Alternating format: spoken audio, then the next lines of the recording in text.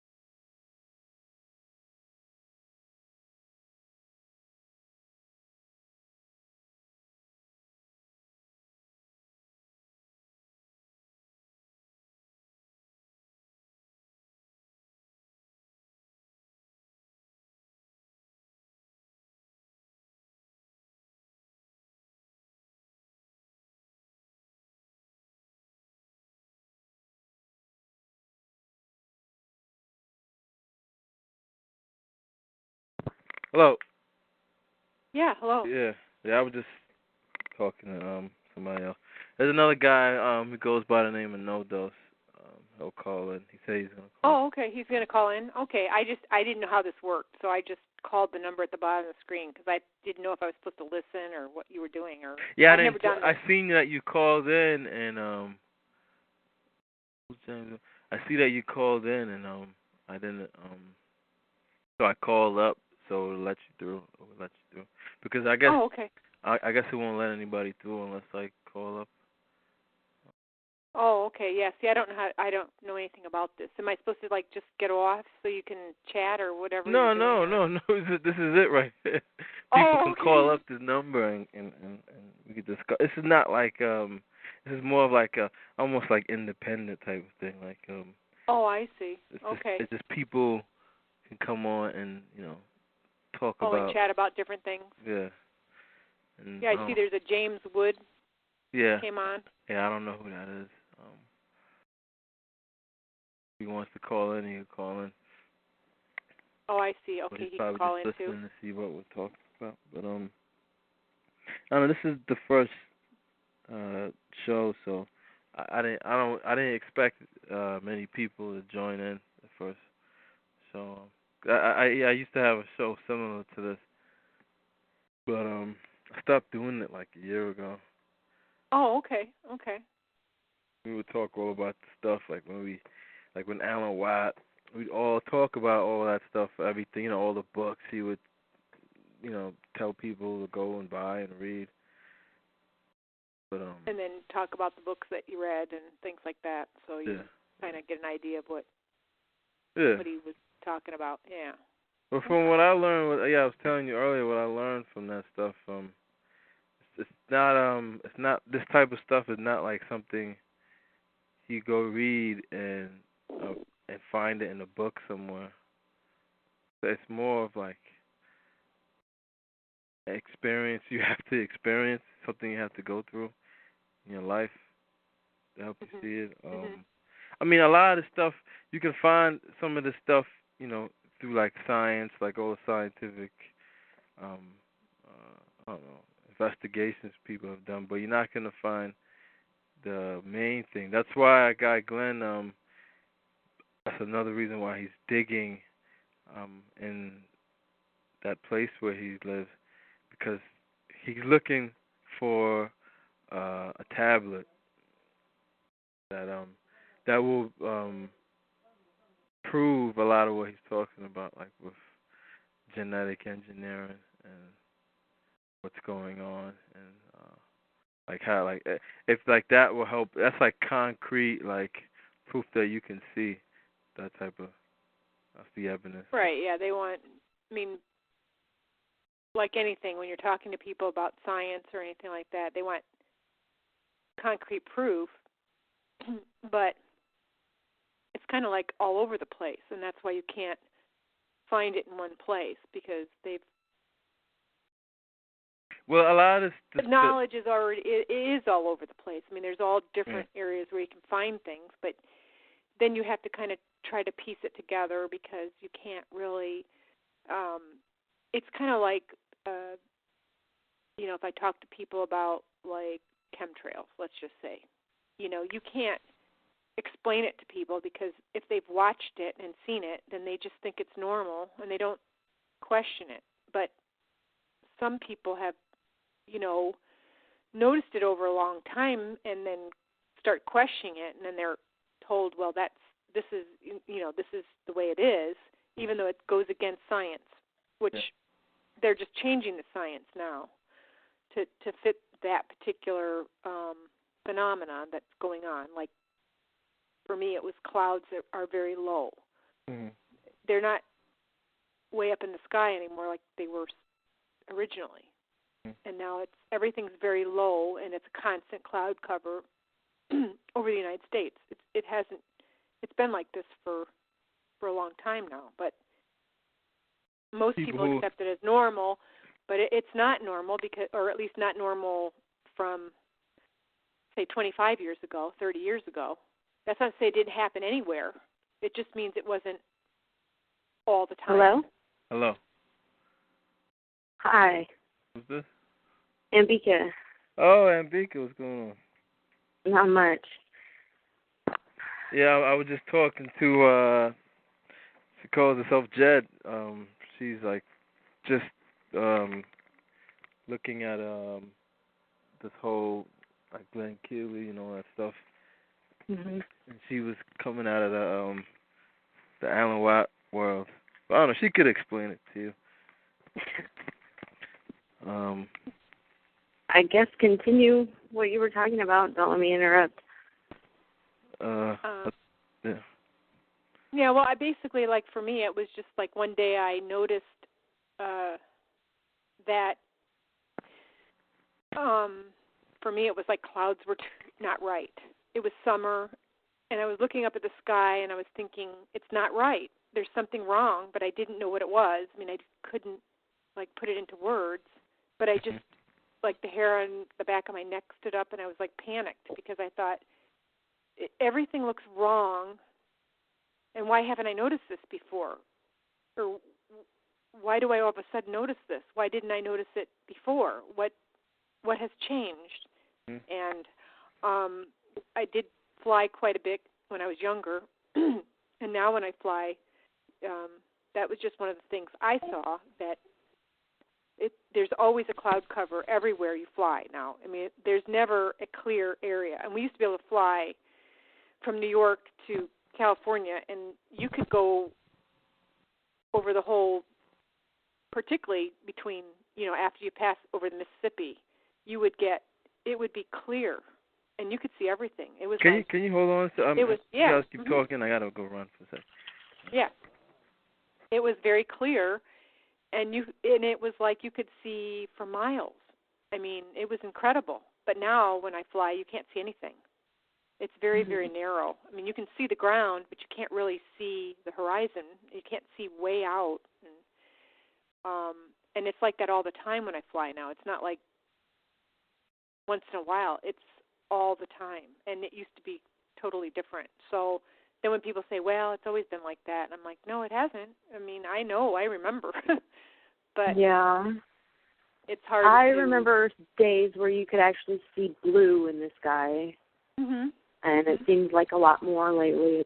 It's like a haze or clouds. But right, people tell me that same thing also. It's always been that way. Right. And it hasn't. It's just that I think it's just people have accepted it, but it's not been like that all the time. I mean, the cloud cover that I see now has not been all the time, but now it's like constant. You rarely get a day. Well, in fact, one of the funny things was we were watching the news one time, and it was local, and a guy, he was reporting on it was like a sports it was a football game, and it was daylight still, and he was reporting on the sports game, and he's standing out in the field, and he goes, yeah, it's a beautiful, clear day, and he looks up to the sky, and he goes, well, wait, what is that up there? I mean, it's not really clear. I mean, and he didn't, he was being filmed, and he forgot he was being filmed. And then he was kind of like shocked, and he was like, well, and then he just kept going on what he was talking about. But he really had looked up into the sky and went, wait, it's really not a clear day. They say it's clear, but it's not clear. I just don't think people look up all that often. Yeah. They're just going around their daily routine, and we're so used to the sky being up there. How many times do we really stop to look at it? To look at it, yeah. And I think that was one of the things where I don't know why that day it bothered me, but it did. And then after that, I started looking into it, and then I started to realize that something, was going on that, to alter the skies and to alter the way they say jet contrails are made, because they had never been like that when I was younger. We never, you never thought of a jet leaving a trail that lasted forever and disappear. But now everybody accepts it as normal, and so when you tell them, they go, oh, well, that's just normal. I'm like, no, it's not, but that's what they think now. Yeah.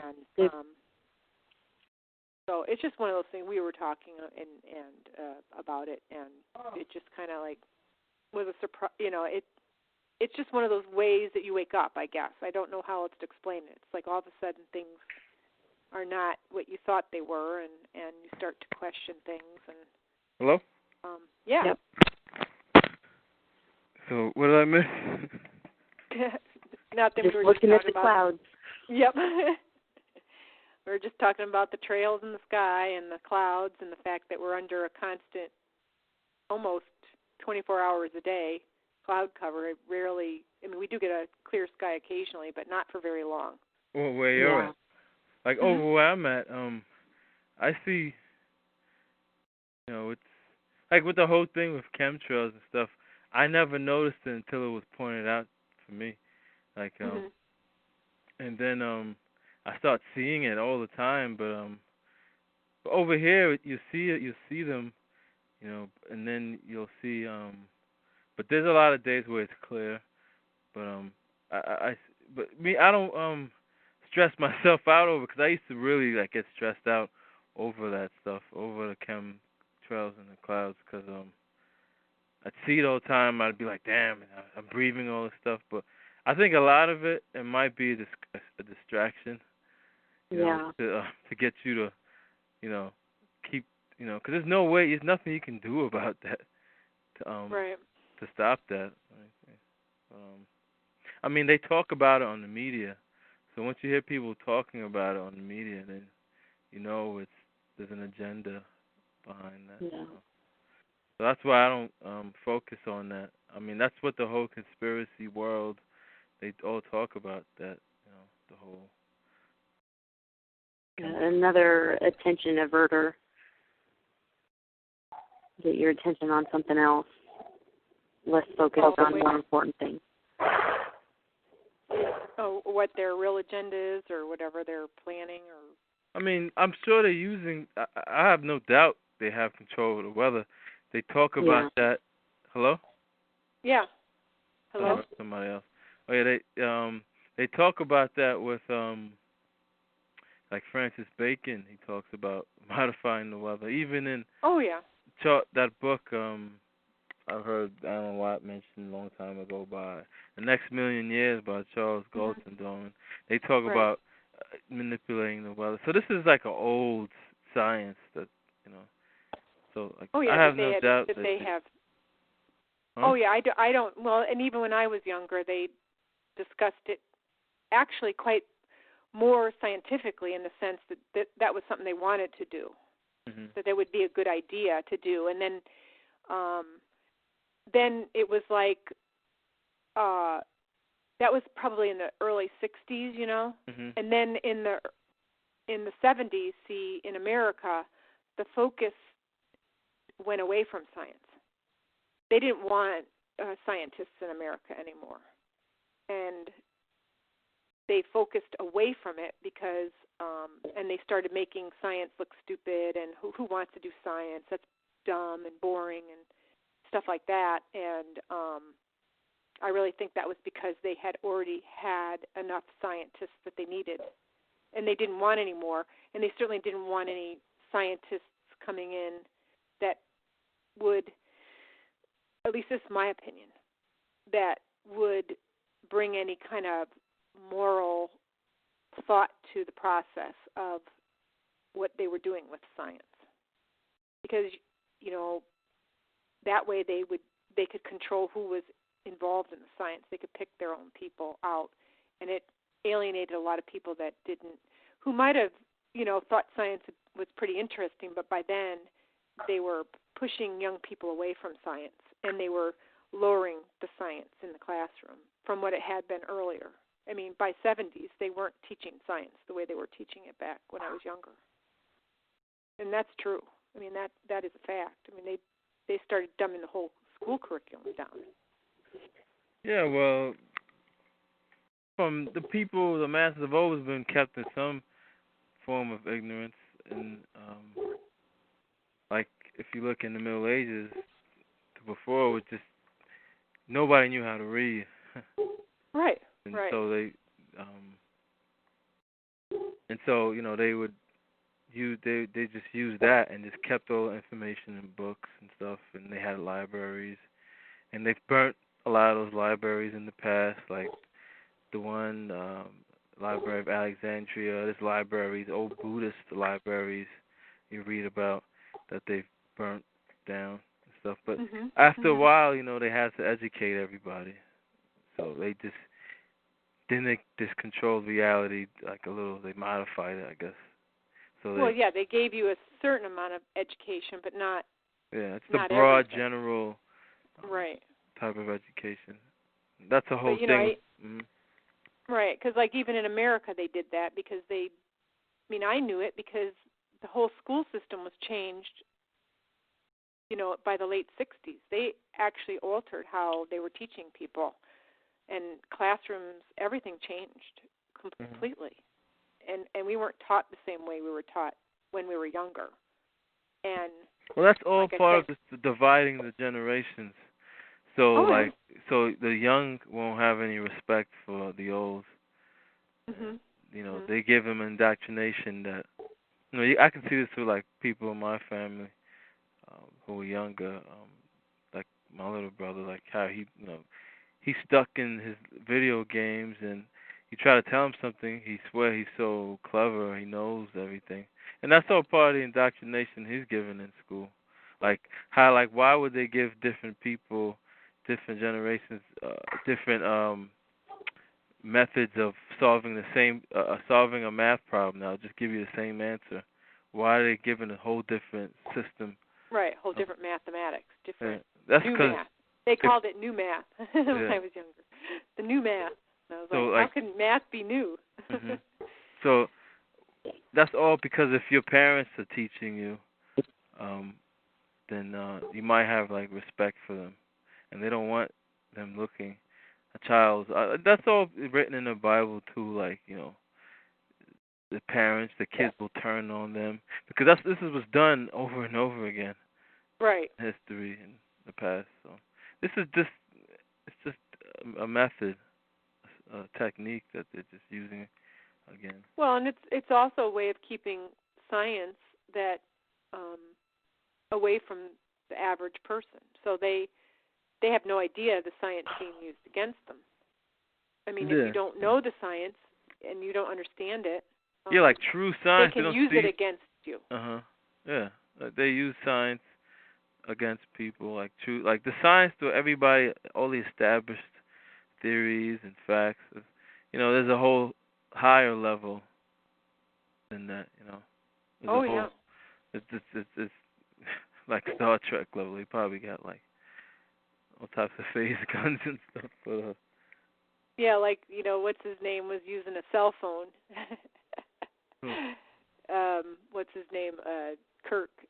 you know, way before they even had cell phones and stuff. He's using a cell phone and talking on a cell phone.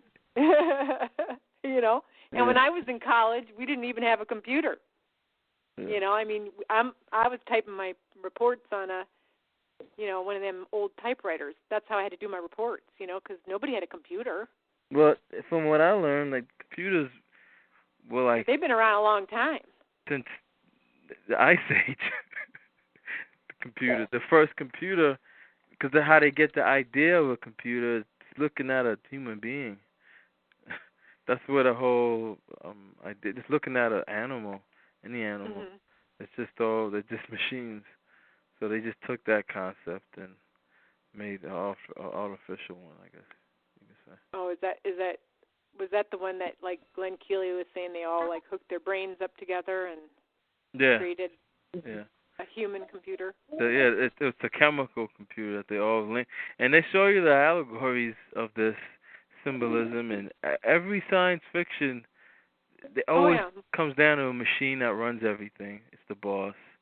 HAL, The Matrix, Dark City, there's so many, you know. Right. You know, like, but who runs the machine?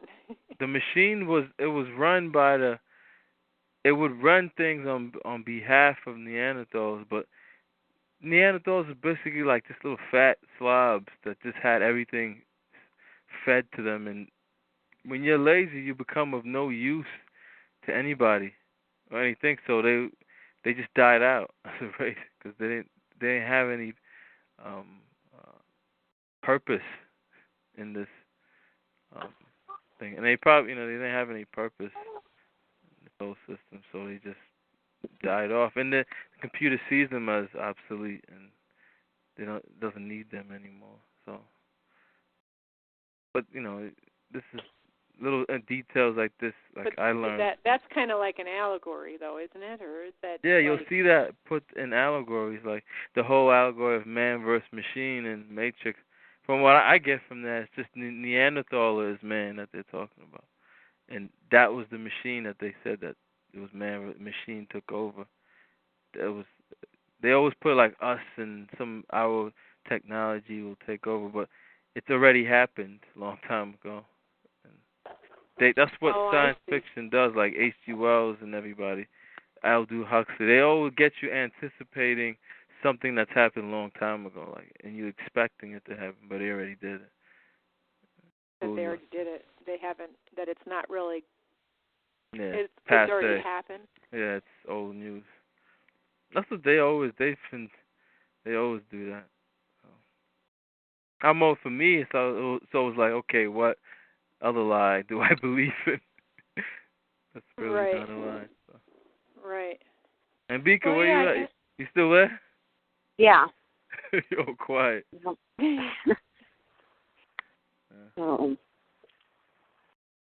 recovering from the rain. Been a lot of rain over here lately. Yeah, it was raining over here like crazy, and then it was like flooding or something. Like there was like puddles everywhere, and then all of a sudden it just snowed out of nowhere. It just had big flakes of snow everywhere. You guys have gotten lots of snow out east, haven't you? You know what, like more than us. I guess more than you, but like years ago, if you noticed the change in the weather patterns, years ago it used to be hotter and would be like snow would be blizzards all the time. Now I don't even get them. I mean, we don't have we have like this year was like it snowed a little bit, but the way it snowed, it used to snow so much more when I was 13, 12 years old. Well, I mean, I think snow has always been kind of like, I mean, I lived out east and we had it. I mean, you had heavy snows, and then you had times when it didn't snow much, and then we'd get whacked again for a couple of years, and then. But at the same time, I don't know that now it's hard to tell if it's. I don't think any of the weather is natural now because I think they have pretty good control over it. That's my opinion, but it's from what I see. Because how could you spray as much as they do and not have control of the weather? You're I think part of it that maybe the spraying is doing something, but I think part of it is what they're doing. They can actually like melt the ice caps artificially, and that can affect a sure. lot of what's going on. And then Al Gore is going to use that as an look, global warming, and basically fool the people into paying him more money. Right, but at the same time, if you go into like older books, you know that the world was warmer once. It was all warm. Yeah, it was. It was all a tropical paradise until the Earth got stuck off its axis. Then it changed. And it was ice ages and stuff. That's why they have underground tunnels, because they knew this would happen. Or after a certain amount of period of years or time passed by, they knew ice ages would come. There were times. Yeah, the Earth goes through cycles, so we've been cold and hot repeatedly. And then but the idea that cold weather, warm weather is bad is not true. They're telling you that, but that's just not true. Yeah. Because there was times when the world was actually covered with a tropical paradise, and people thrived and animals thrived, and it wasn't bad. It's just they have you believing that if ice caps melt, we're all going to drown, and that's not true. It's not what happens. But they're going to use that, and then they're going to induce floods, induce tsunamis from underground, and say, that's the ice cap or something. But back with the ice age, like they knew like this happen over a certain period of time, so they learned that like they can, from living in caves, they started digging into the caves, into going underground, and they found that there was a layer that they could actually live in called the Moho discontinuity, and they lived under there. They could, and that Moho discontinuity is what that stuff is made of. Is like what it's like the material of everything that lived and died on the planet. So basalt, and that's why they say, like in the Bible, he took the clay, the rock from the earth, and made man. That's what they're talking about, basalt. And that's why I like your hair. Jesus says, you are the salt of the world, because at one time all the oceans in the world were all fresh water, and all the salt came from all the things that lived and died, all the people that lived and died. So, in the mysteries, when you go into like the Kabbalah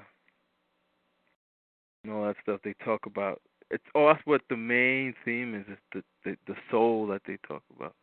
It's the travels of the soul, the Ka and the Ba in Egyptian mysteries. But it's the soul is your DNA, and that's where all the DNA goes through that layer of rock, and it goes to other travels too. But a lot of it eventually makes it down there.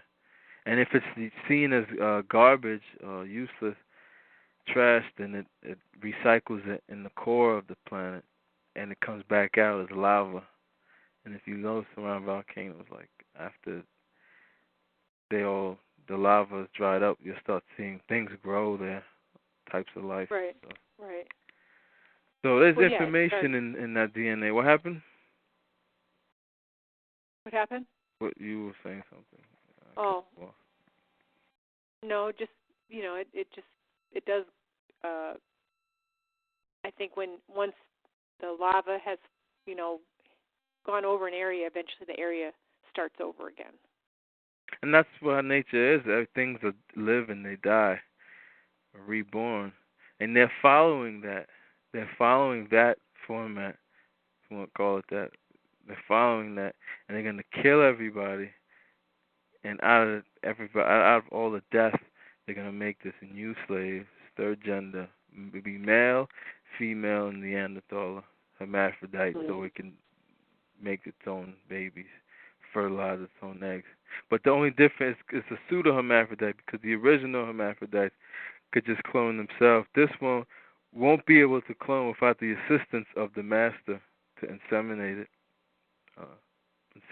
with whatever, an egg to fertilize.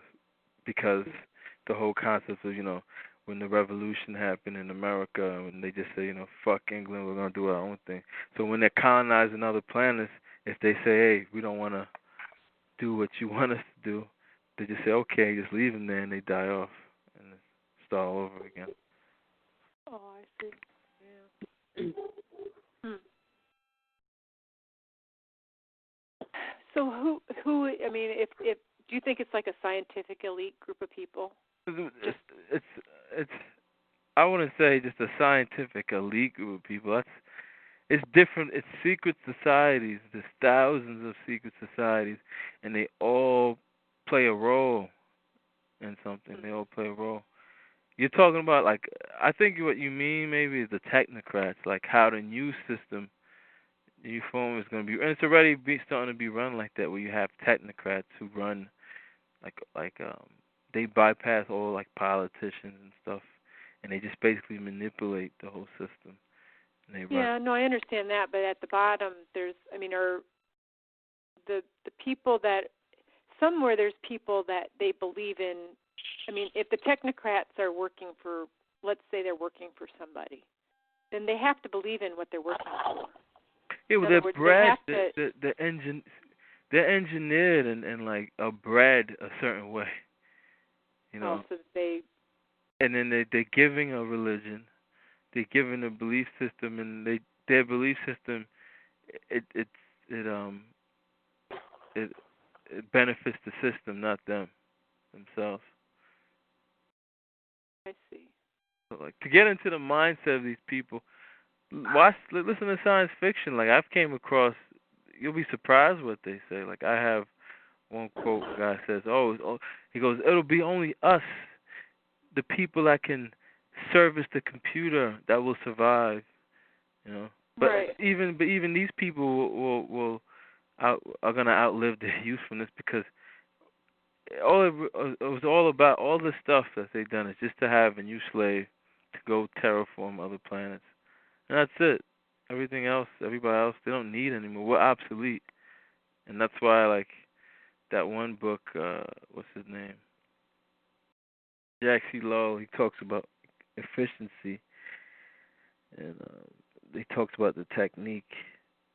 He breaks that down, and he doesn't give you the whole big picture, but it basically leads you to the conclusion, like, it's all efficiency for something, and really it comes down to efficiency for a computer, because that's the only thing that could think like this, you know.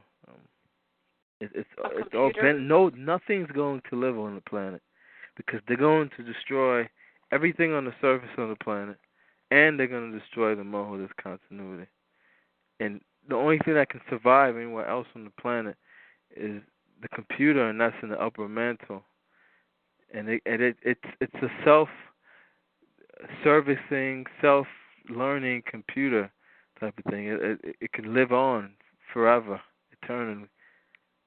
And aren't there going to be any people? The new slaves that they have, because when they destroy everything, they're gonna have, the only thing that'll survive is the shield and like South America over there. But that's only be for 1,000 years, because the whole thing with physics, like when you flood a whole place, like another place has to like have like they call it isostatic, something like that. And it's like it has to equal out, and then it's gonna then that place is going to sink. It's not going to be anymore. But when that a little amount of time, they're just going to be doing retesting. They're going to have probably technocrats running things. They're going to have. So they're going to have people. I mean, yeah, they're going to have the Amish who are going to live.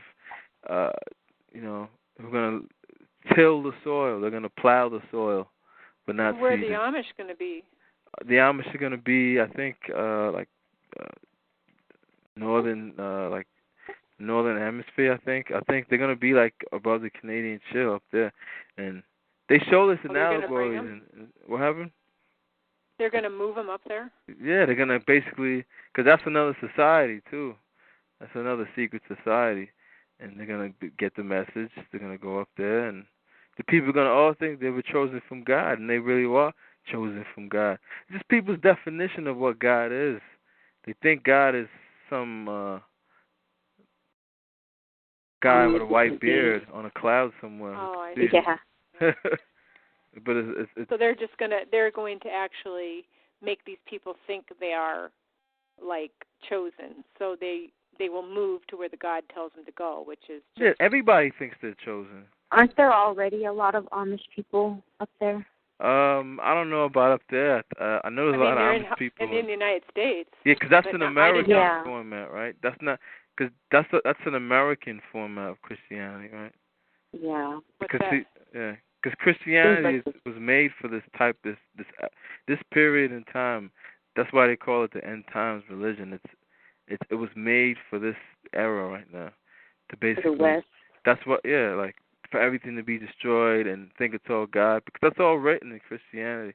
Like you see it in other religions, like the Hindu mythologies, but you'll see it more in Christianity. Like they really talk about what they're going to do and destroy, and they weave it in with, well, it's God's judgment, and it's just Him judging the world, and well, His chosen ones are gonna be, are gonna come with Him, but like they don't understand, like they're not gonna come as human beings. They're gonna come as DNA.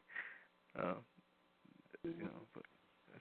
it's just this language that they use with the whole esoteric and everything. Like they can use a language and fool you into believing. You think it's one way, but they're saying something else. Yeah. It's only to the initiated who know. But even the initiated only know a certain part. But Yeah. do you think they're people? Who? The ones that are making these decisions. Everybody makes decisions in the world, but ones who give out a decision is the computer. The ones who set the computer up, they're people. It's just not like this. They're a different species. And Ambika, you would want to say something? Or, I don't know. No. Well, they're a different species, and So they just basically work. They're just socially engineered differently. They've been living in a totally different environment than what we have. What they look like, all the symbolism suggests that it's what you see aliens, all the close encounters of the third kind. These people with like big eyes, with like reptilian type skin. That's because that's the type of environment they lived in. They had big eyes because they live on the ground where there's no light. It's all darkness. And they tell you this allegory of this devil got banished to darkness. This is them they're talking about. The God and the devil are the same person. It's just different aspects of the same person. And they polarize that same person to make you think it's two different people. Okay. So that's why the reason why they polarize, because that's what the Polaris was all about. It was all about because every procession they have a new North Star, and the new North Star, like this current North Star is called Polaris, and that was 25,000 years ago when it came into the orbit or whatever. And that signified a project of that they had to polarize. And if you look at all the history from 1,000 years ago, that's all they ever did to get us to this point. They just polarized the Hegelian dialectic on everything. But there's a new North Star that they don't talk about in the Christian Bible. It's called Older I Mean. And that North Star is like 20 times the luminosity of the sun. And nothing will be able to live on the surface of the planet when that thing comes in orbit. And the only place you'll be able to live is underground. And do they have a time? 7,500 AD. That's the time. I think that's the time, yeah. So they plan things like, they're planning like thousands of years. Like everything that happened now, how they've genetically engineered women and made all these different types of slaves of women. They talked about in Hindu mythology, they talked about in Egyptian, like all this. Then you realize what they're talking about when you understand what they're saying, when you understand the symbols and stuff. So it just makes me feel like, wow, I'm out of the loop of reality. Yeah. Yeah, I mean, yeah, for sure. Because, like, I think what I was going to ask, but how do they,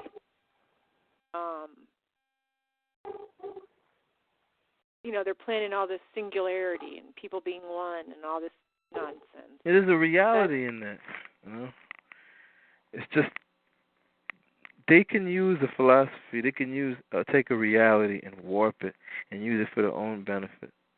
Like when they talk about reincarnation and Hindu, Buddhist religion, like, oh, you'll come back as this and that. They're taking a reality, but they're using it as a control mechanism for the people. Because people do come back, but they don't come back as a frog or something. It's all, I think, a nonsense. It's just they use that for their own benefit. That's what they do. They manipulate things, and it's a mirror world. It's illusion that they use a lot of it too. And that's what magic is. Magic is just science you don't understand, and magic comes from Magi, Persia, the Persians, Zoroaster. So to understand a lot of the system, Freemasonry, I would study Zoroaster, the history of it, and how it all started, because that guy's really important. Yeah, that part I understand. I mean, I understand because I mean, even a long time ago, he was part of the early assassins, and his name was Hasib something or other. I don't remember, but he was in Persia, and he was a very powerful man. And Marco Polo went to visit him, and they actually have chronicles, and he actually created kind of a Shangri-La in Persia between two mountains, but most of the people didn't know it even existed. But he would bring particularly boys there that were that he would either capture or they were women would give their children up, and he would drug them and bring them there, and then when they woke up out of their drug-induced state, they would be in this place that was really beautiful. Yeah, I mean, it was incredible. Right, and that was the start of the Assassins. And he had like 40,000 people that at any time would do anything he wanted them to do. Yeah, anything. That's the technique that they used. And Knights Templars used a similar technique because they went and learned there too. And when you look at that and you look at the Islamic terrorists and stuff, that's where they all got it from. That's all that. That's all that technique. And that's why they call it the mosque. Their places of worship, because it's short for mosquito. Go on suicide missions. Die for whatever cause. So like he had and Marco Polo visited him and chronicled this place that he went to. Marco Polo his job was to basically he brought all the technology, all the concepts from the East and brought it to the West, because the West job. The reason why Western thinking, you see, it's more of like an imaginative type of thinking, because the West, our job, like with Caucasians and stuff, the job on the West was to go into outer space. That's what they want to do, get this new slave out of space. But these, the Neanderthals can't do it themselves because they live underground. They know everything about what's going on the planet, but they know nothing about space. So they basically created people to do that, and they made it underground. They finally made it to outer space, with NASA and stuff. Mm-hmm. That's why you have like Francis Bacon, the Renaissance period, all this new thinking, all these ideas and stuff. This is all to try to get into outer space. This is, all these new concepts. Right, to get people that want to do it. But all that technology, all that power that was transferred over here, it's coming back, and that's why you see what's going on right now in China, Japan. There seem to be more technology, or whatever, because it's all going to go back to them. It's coming back to them, and we're all to be destroyed because we're not needed anymore. We did our job, going to outer space, so kill us off, and that's that's the whole thing with the flooding. The flooding to me, it makes perfect sense because if you read Georgia Guidestones, they talk about. Well, yeah, they say they only want 500 million people. And there's no way you can do that with. Unless you kill a lot of people. Yeah, you can't do that with a biowarfare because a lot of people will survive. The only way is they have done it in the past is through floods. That's what they did with the Atlantis. You hear Plato. You hear Francis Bacon talk about this place, Atlantis. And Atlantis is actually one of their home bases. It's like the main base of control underground. Atlantis is Antarctica. And that's why they always follow the white bunny rabbit in Alice in Wonderland or in Matrix. Because when you look on the map, on a geographical map, you see that Antarctica is actually shaped like a rabbit. And the reason, and Francis Bacon says that the place got covered with water, but he doesn't tell you that the water froze. It's ice. So Atlantis is Antarctica. And that's where Plato got his whole idea of a republic, from the Atlantis, because his uncle or great-uncle Solon got this from the Egyptians. And he goes through all this in the New Atlantis. And he goes into the creation of man, everything. It's really... interesting. Hello? Yeah. Oh, okay. And yeah, okay. Yeah, no, I read about that. So that makes I didn't that makes a little more sense. Yeah, just, like I said, I was telling you earlier, like it's not really about how much you read. It's like it's an overstanding. It's something that has to happen in yourself, and then you look at the material. And then you look at what it, you presented. You know, and it's, you have to have a premise. Yeah, you gotta have a premise, and it's something. And then you start looking at everything differently. See, to start on this whole stuff, you have to look at it from. You gotta start. You have to have a foundation. You have to start from the very beginnings of humanity, then go from there. You can't start from history like Alan Watt does, and have anything with any real grounding. You need to start from the beginning. You gotta start from the bottom up. And I'm looking right here on the thing. Somebody says, he goes, "You stock up ammo. It's coming." Oh, I see. Okay, I was in a local gun shop a couple months ago. Two guys were there buying automatic weapons. Yeah, but that won't matter. Yeah, what's a gun gonna help you when a tsunami's coming to crush you and your whole family? Right. Or they're gonna use the underground particle accelerators and melt the Earth at the top. Yeah. See all that. I mean, stuff. if they melt everything and everything sinks, I mean, I mean that's not gonna do you any good. Yeah, all that stuff is what the alternative media tells people. The media, the alternative media. That's what they all tell you, and they're all part of the conspiracy too. And then they all get you in that mode of thinking, but they, and then and that's why they're up there. Like they get paid off to do stuff like that and mislead people. I'm sure people like Alex Jones, they probably know what's going on. So, You think so? Yeah, like people like him, like by now, if he doesn't know, then I don't know. Because Alan Watt definitely knows, because he wouldn't live in the area he's living if he didn't know. Right. Because he spoke to Glenn Keely just like I did, and Glenn told him everything that he told me. He told Alan. So Alan knows this, and I've mentioned this to Alan, and he didn't argue with me. He's like, "Yep." That's what he said. He's like, That's what he said? Yep.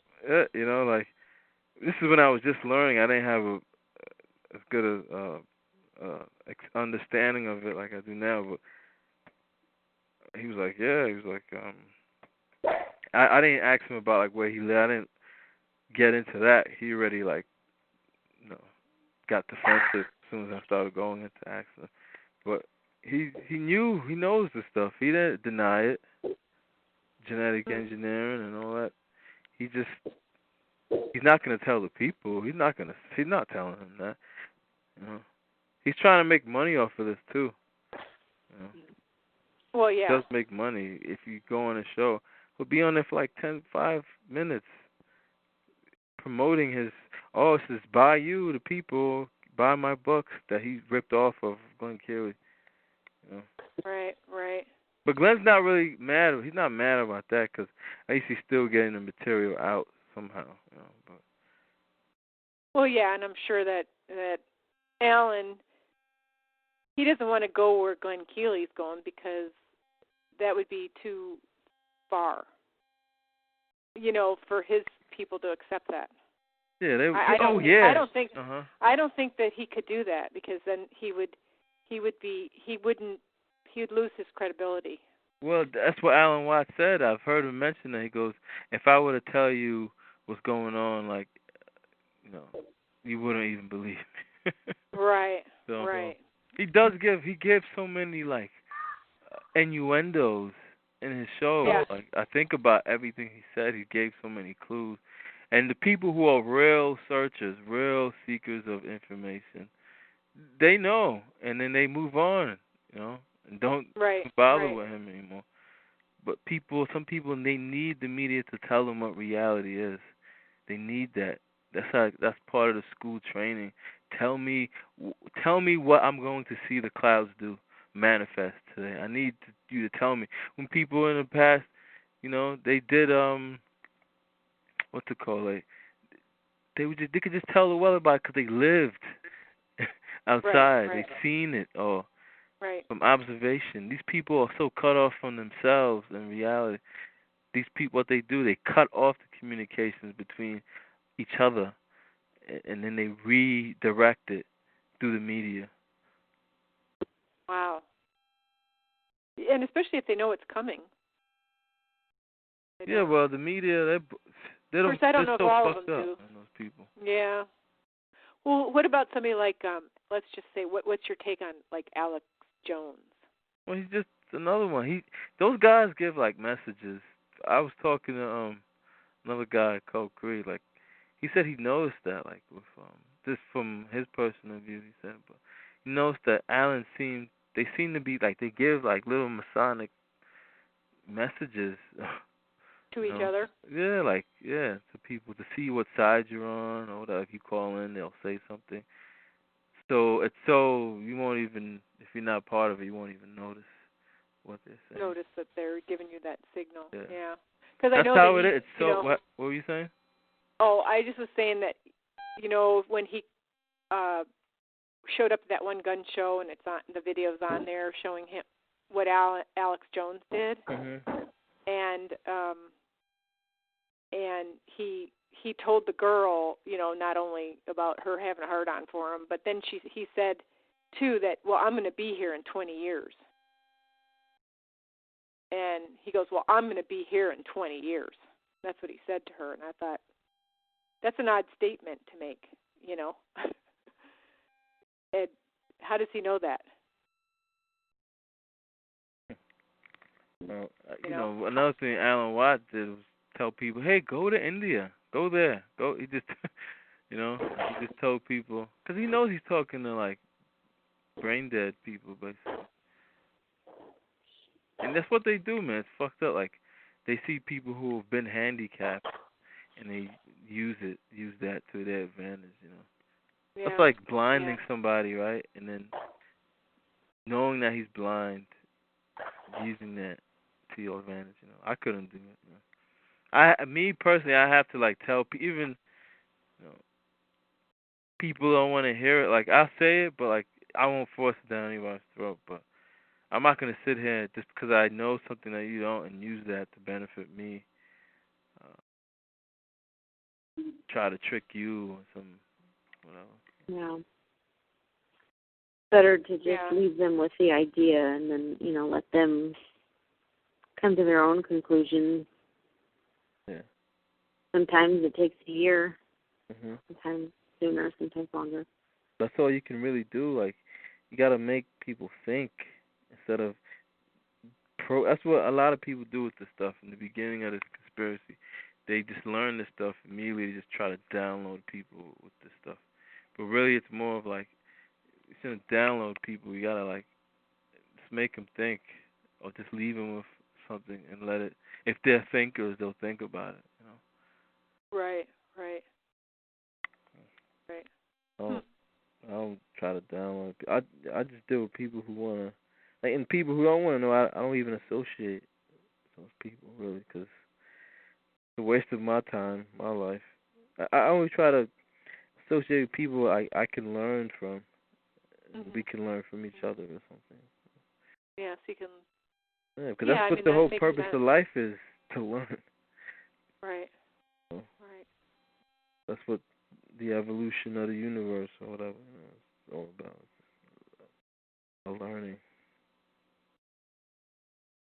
And that's what evolution. You think those people are just like programmed then too, or? Yeah, they're just robots. I mean, everybody's a robot. It's just most people. That's the first step to waking up, is admitting you're a robot. So you make a conscious decision not to be a robot. But these people are, they can't even admit that to themselves. They don't want to admit that. Part of that is the ego, and that the ego is part of the medulla in the neck that they engineered into people. It keeps you from seeing what reality really is. Your ego. If you notice, yeah. What? Yeah, it's on the floor. Sorry. Oh, that's okay. It's on the floor in front of the door. Yeah, I'm sorry about that. Hello? Oh, yeah, I can hear it. Yeah. I think you're going to call 911, LOL. Gunslinger. Okay. So what are people saying? You said you think you're going to call 911. Good luck. Guest 4 says, can you release MP3 after the show is done? After the show is done, you can automatically download it yourself. So, oh. I'm just telling that to guest 4. Oh, okay. Well, it's, it is a lot to, I mean, I suppose it's kind of hard to deal with because, there's a lot of different, there's so much, what do you call it, confusion out there. I mean, as far as. This is a lot of it's stuff. It's just there's a lot out there, but I mean, at the same time, I always tell people, I ask them, I said, if you really want to, I said, even if you just look into what an underground particle accelerator is, what do we have them for? Mm-hmm. I mean, why are we paying for them? What the people are told? The people are told, huh? What are they capable of? Yeah. Well, what did she say? What are they capable of? She said. Right. The people are told half they just truth. tell you they just tell you that it's for looking for the God particle, but I mean that stuff's shooting, and then they're telling everybody on the top of the surface you got to conserve energy. Do you know how much energy those things? I mean, I was looking just into the energy that one underground particle accelerator uses. I mean, it negates everything that people are using on the top of the planet. Yeah. So it's like, I mean, it wouldn't even matter if none of us drove cars or turned on a light bulb. Mm-hmm. Those things are, in one day, they could light up the whole planet for 100 years. Yeah. So, and that's just one of them. And I mean, there's a huge one in Illinois. I mean, it's gigantic. Yeah, I've heard. I don't know if you've ever seen that one. Yeah, you can actually go to it. Wow. They have tours of it. Well, I get out of there. I really would move from there. Yeah. I'd like to. I've heard that people that live above them are fearful when they know that they're going to start up the machine and stuff. They always say, "Oh, well, here's to life at the end." Right. Yeah. I mean, but the one in Illinois goes all the way through the state of Illinois, through the state of Wisconsin, into the state of Minnesota, and that's where it exits out, is in Minnesota. Hmm. They exit out I think they have them like all around the world. Energy. That's another allegory too of Lord of the Rings. Right. The God, ring. Yeah, I never thought of that. The rings. Yeah. The rings is the geology of the planet because they're running around the world in this ring, and in the movie they show you that this ring that makes people greedy, and the guy who's the Lord of the Ring, the guy is using all these people because all these people are fooled through instant gratification. They all just want it for themselves, and that's what the Lord of the Ring is actually doing, using people's want for instant gratification, and using it, and they're all are gonna die, just like in a movie. All of them died, and the only one who benefit really was the Lord of the ring. And that's what you said about that God particle. That's a bold statement, calling it a God particle. That's so like. But that's what they say on their website. If you go to the CERN's website, they tell you they are looking for the God particle. And I read that and I thought, who the hell wants the God? Who wants this? Why do people work for them? I don't get it. That's just to find out, like, the whole thing with the Big Bang, like the whole theory with the Big Bang. They say,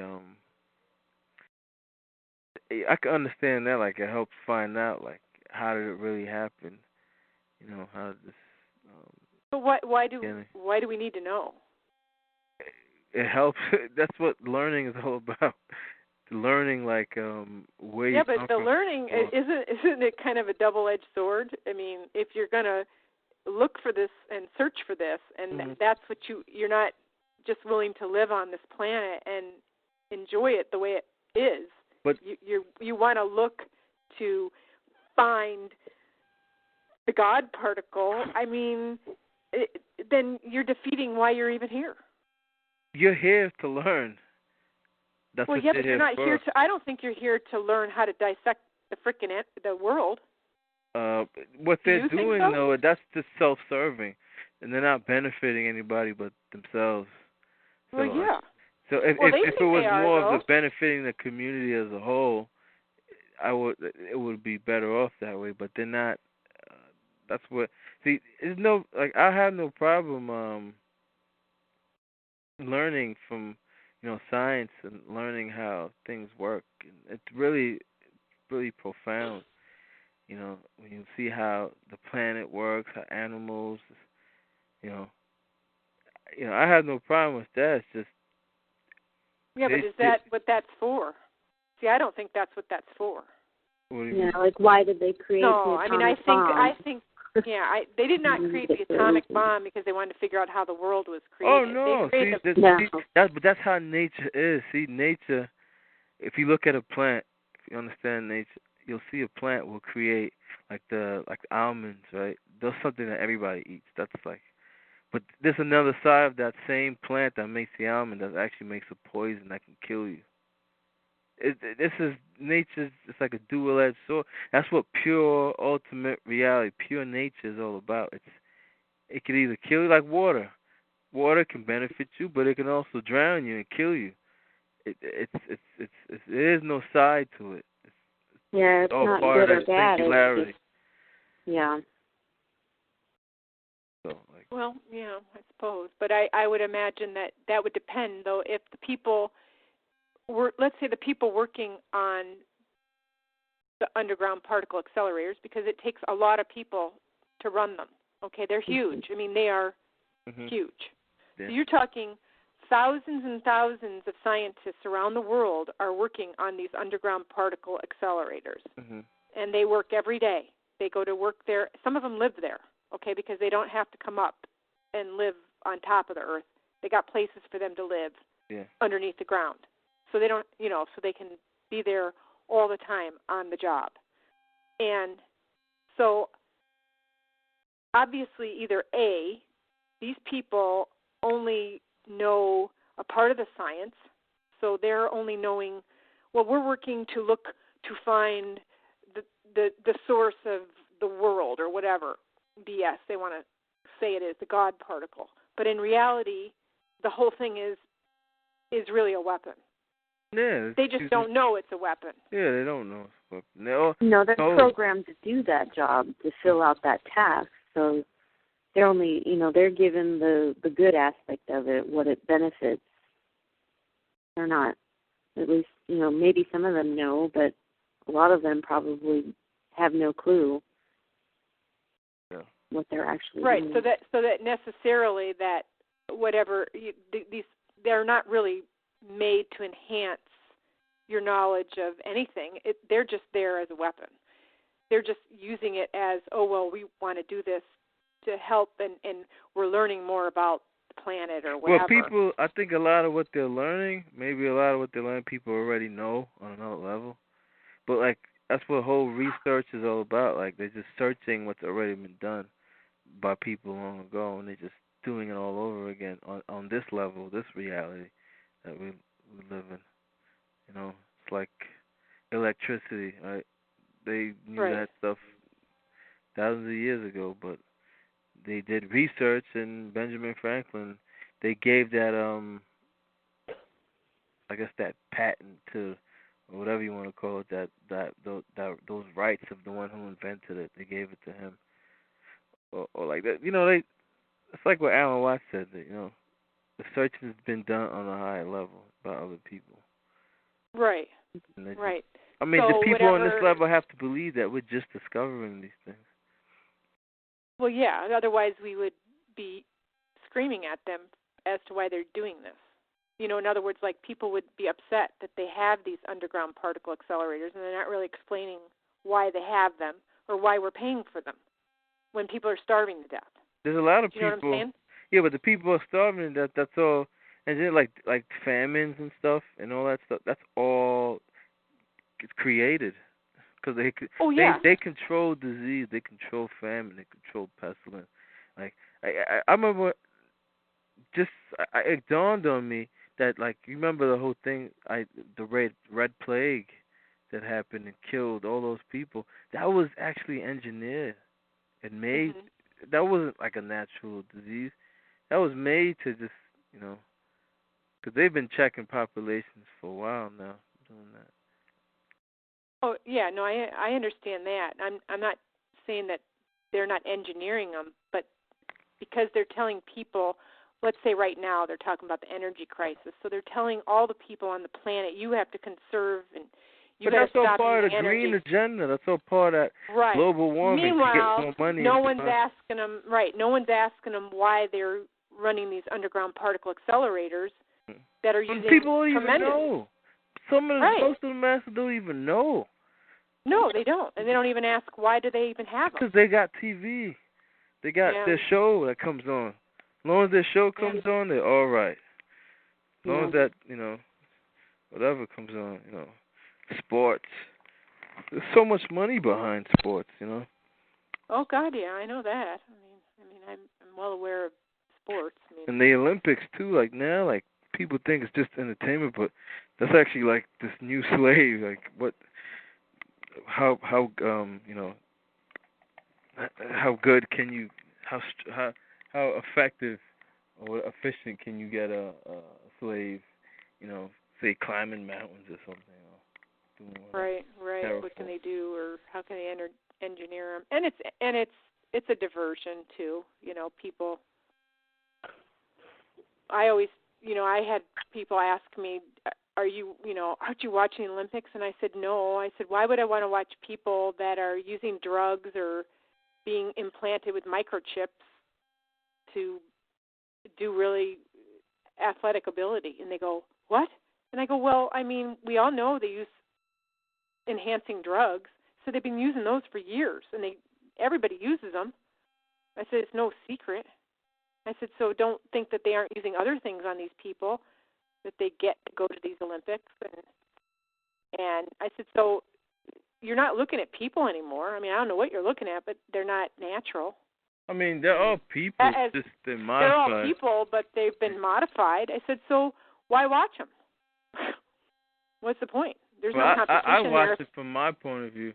Like, I haven't watched the Olympics lately, but I should watch just to see, like, because when you see these sports players, like, how they move, like, human beings can't, like, not anybody I know at least can do these high performance that they do, like Tiger Woods playing golf. Like, this guy's body was designed to do that. But they could also put a chip in the ball too, and make the ball go where they want it to. I don't know. Maybe about that. But why not? Like, if all the world's a stage, why couldn't they do that and then they give him the good ball, and everybody else gets the shit balls, and he gets to win that day because he gets the good one, and he gets the one that has a little robot in it, and it goes to where he wants it to go and goes down the hall. I mean, really, technically, it could be like that, and we wouldn't know. How would we know? Yeah, I but mean, unless they say, well, they have the people in check and they watch it. Yeah, we have judges in check that are supposed to watch and make sure that people follow the Constitution, and they don't either. So don't tell me they can't fudge a game or take a ball they do that, and put a chip in it. They do that like to make money, like it's all part. Well, like, sure, but they also make a hero. I mean, they have a hero, and a person can be untouchable because that person's the hero. He's the one that's going to get the good ball. And the rest of them are going to get the shit balls. And their balls are not going to get in the hole that day, but his is. That doesn't mean nobody can ever do it. It just means he'll get it all the time. It'll be more consistent for him. But a lot of those people, I'm not saying that that's the truth. It's just that it could be, because why not? I mean, they could be, I mean, they have all kinds of stuff now. I mean, that's why I don't watch it anymore, because I just don't believe any of it anymore. I'm saying, like, it's not that like they have to stage a game. It's that these people are genetically engineered specifically to be, really play these games really well. These people are grown in labs and inseminated. Look at Tiger Woods' family. Like, his probably whole family. It's all a big facade. It's just a one big act they all play into. Yeah, but there's always those people that, aren't. I mean, there is exceptions. I mean, obviously they have to let some average people get there, because otherwise average people would never try for it. And I've known people in my life that are average that have tried for things and be fairly successful. They're not genetically engineered, unless we're all genetically engineered. We all are. Well, to an extent, but certainly most of us don't get the really good genes to be Olympic champions and shit. I mean, it's not like they're like good genes or bad. It's just these people are task specific. Like, if you look at those families, if you would do some research, look into like some sports players, you'll see the whole family is like into sports. Like, oh yeah, no, I don't disagree with that. I mean, I do know that happens, but I think occasionally there's a few people that get in there that aren't, because they have to let a few in, otherwise no one would believe it. And everybody would figure it out. So people aren't figuring it out because occasionally there's people that must, or they're planted. They've been planted in that family. Families that, kids who have become a ball player or something, who weren't really in a family of ball players. So, I mean, that has happened occasionally. I mean, you gotta understand. But not the big shots, I don't think. But but certainly there's got to be some small. I mean, you gotta understand, like, how they introduce these people in society, like how they.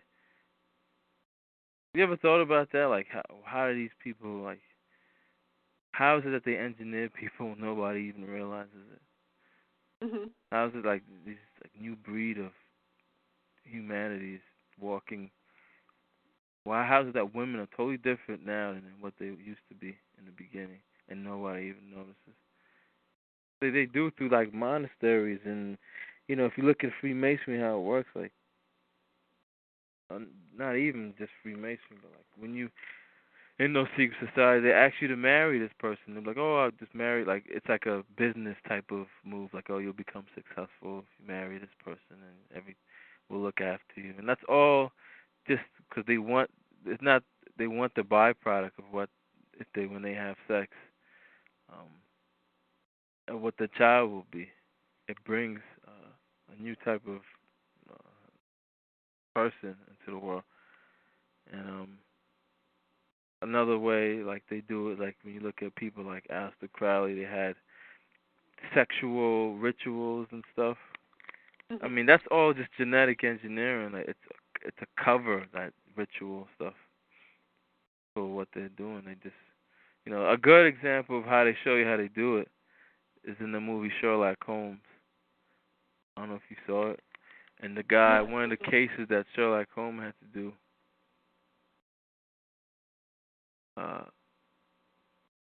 I'm reading this thing. One of the cases that Sherlock Holmes had to do was the family. You read it, right? Yeah. Yeah, one of the cases Sherlock Holmes, he had to help these Freemasons solve this case of this. But one of the guys he had to come up after was like a son of this. They were all Freemasons, but he was a son of this Freemason, and the guy said, "How did you have him?" He goes, he said, he had to call. He said, "Oh, I had this child through genetic engineering. We had a sexual ritual. Me and his mother. We never got married or anything, but." And they were just saying to me that they just basically bred this man, but it's his. When you look at this for a while, you'll see that's what it is. Like I'm reading what this guy says. It's creation using a random word generator to come up with his thoughts. No, I'm not. It's Shakespeare. Creation using a random word generator to come up with his thoughts? Yeah. Why you say that? Why do you say that, James Wood? And another one, Gunslinger says Shakespeare stated in a famous quote, "First thing you need to do is kill all the lawyers. They can use something even then." Yeah, Shakespeare knew. I mean, Shakespeare wasn't even that smart of a guy or intelligent. He just was just a guy that they just gave all the credit to. He was just a front for a whole bunch of other group of people. Yeah, Truth Francis Bacon. He said, I'm drunk. I'm jumping all over the place. Yeah, isn't this Marcus? No. Who's Truth Floof? I know that name.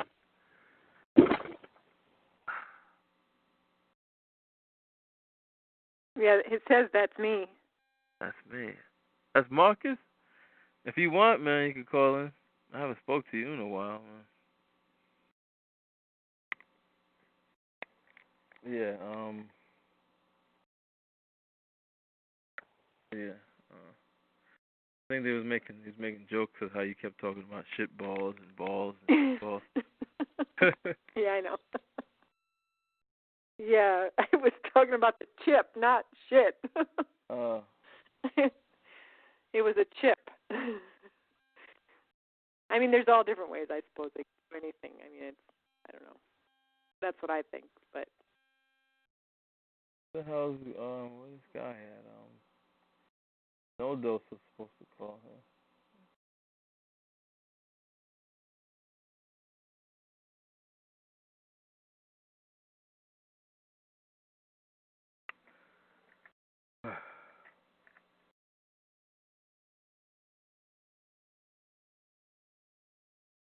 James Wood said my mom and dad engineered me. Let's see. I haven't read all this stuff. Benjamin Franklin, Hellfire Clubman, Alan Watt, the ultimate gatekeeper and calm scaremonger. Focused on technology. Oh, it is. My mom and dad, every part of life is one big fucking money racket. I hate that it is.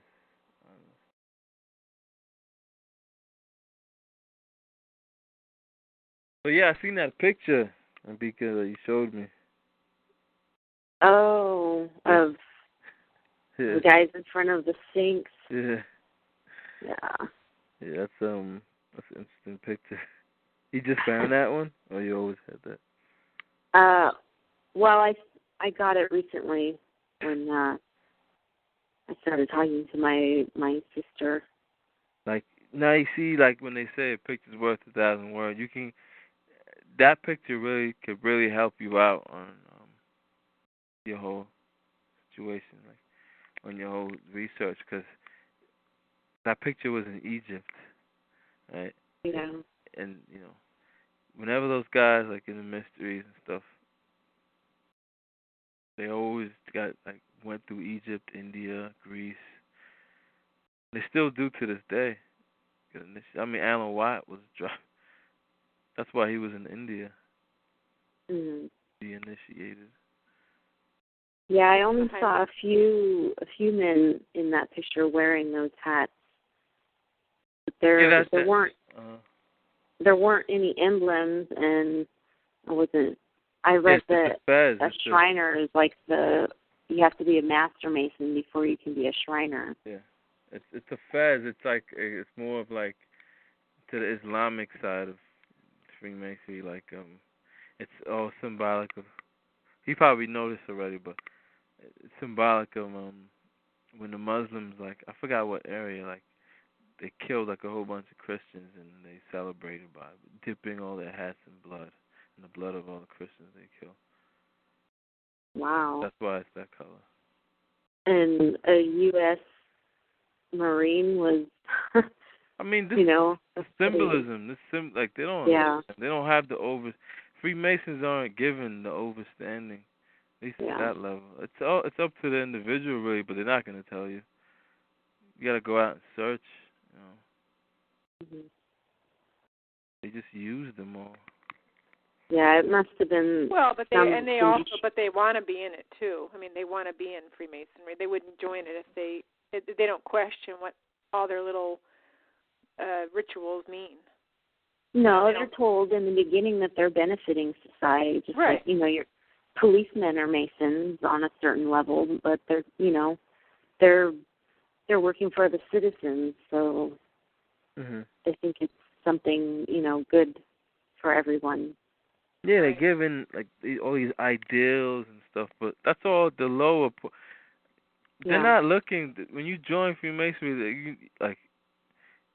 You're not gonna. Those people who they're not really looking for those people, like the people who go higher up or whatever in the Masonry. It's their children that they look for. Yeah, third those generation. people are chosen to be in that position. And then you won't get into any like real power in Freemasonry till you hit the 40th degree.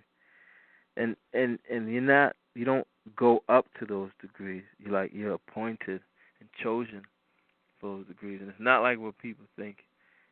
You're appointed to those degrees, and all those degrees are like all into the different sciences.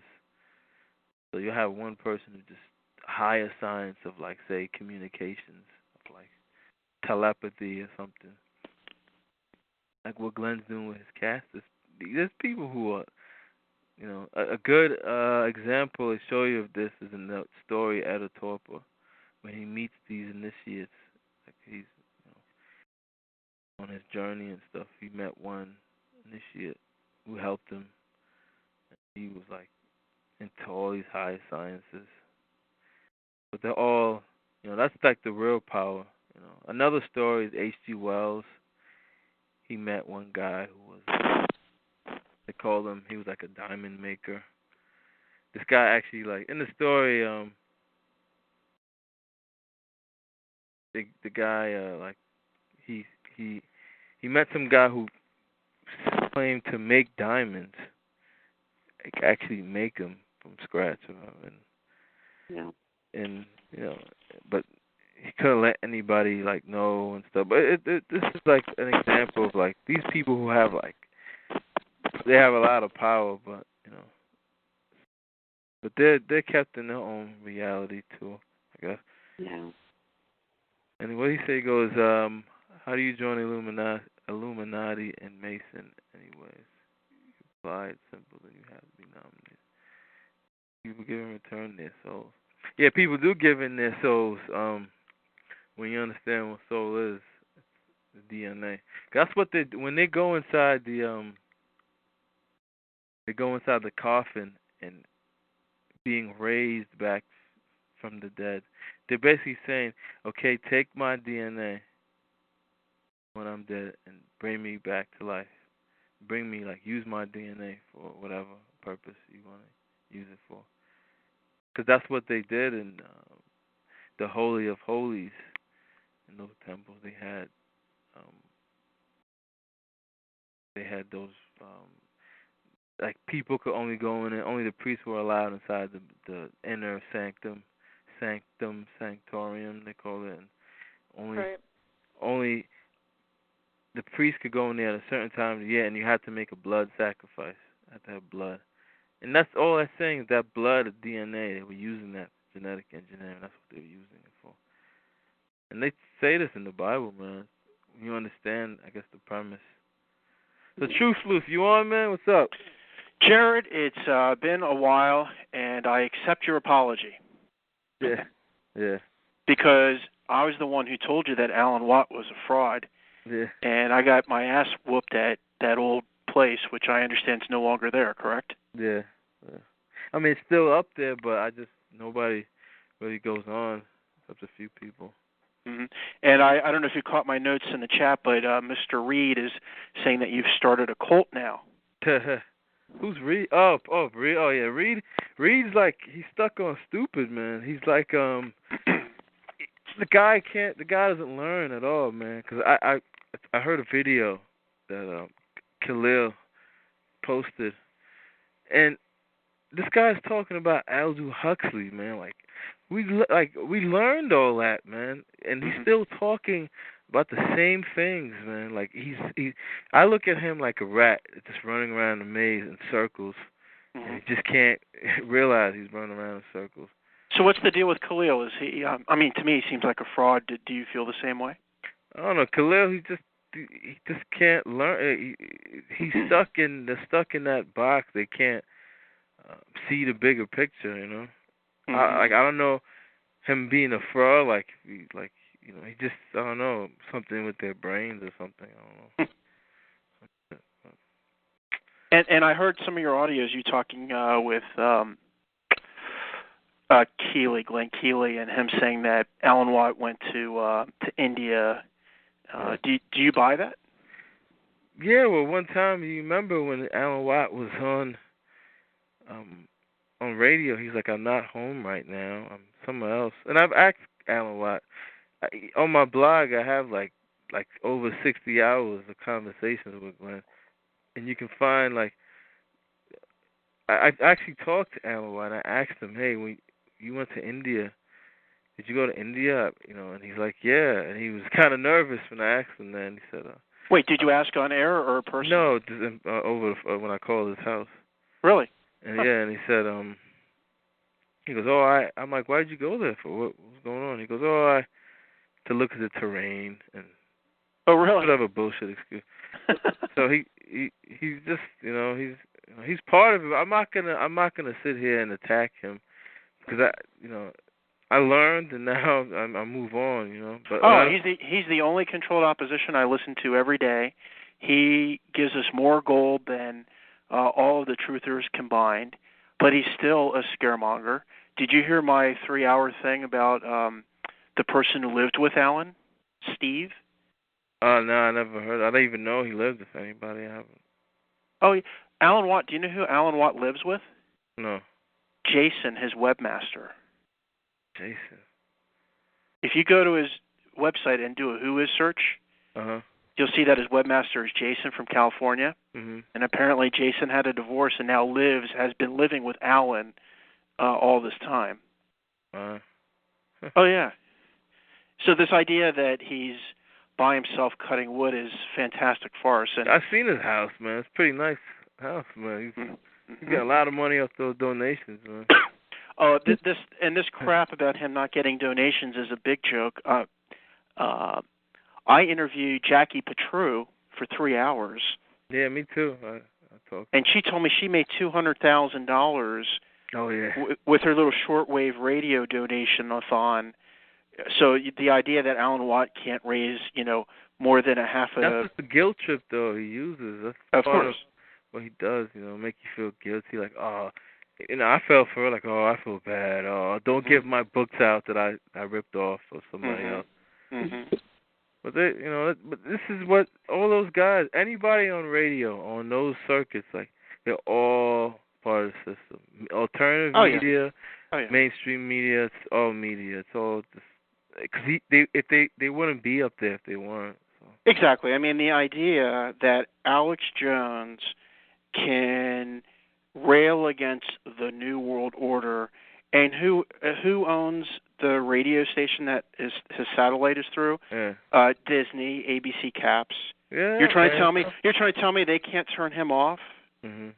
I mean, give me a break. So you're absolutely right. right. He knows not what to talk about. He knows. Of course not. And do you remember when Alan used to make fun of Alex Jones? Yeah. But yeah. And now that he's on every month, it's always the first week of the month, by the way, if you notice.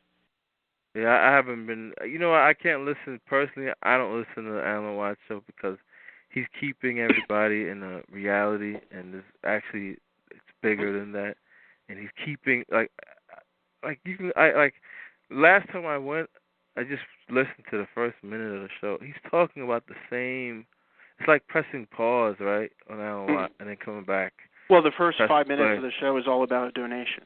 Yeah, but he's talking about the same old thing.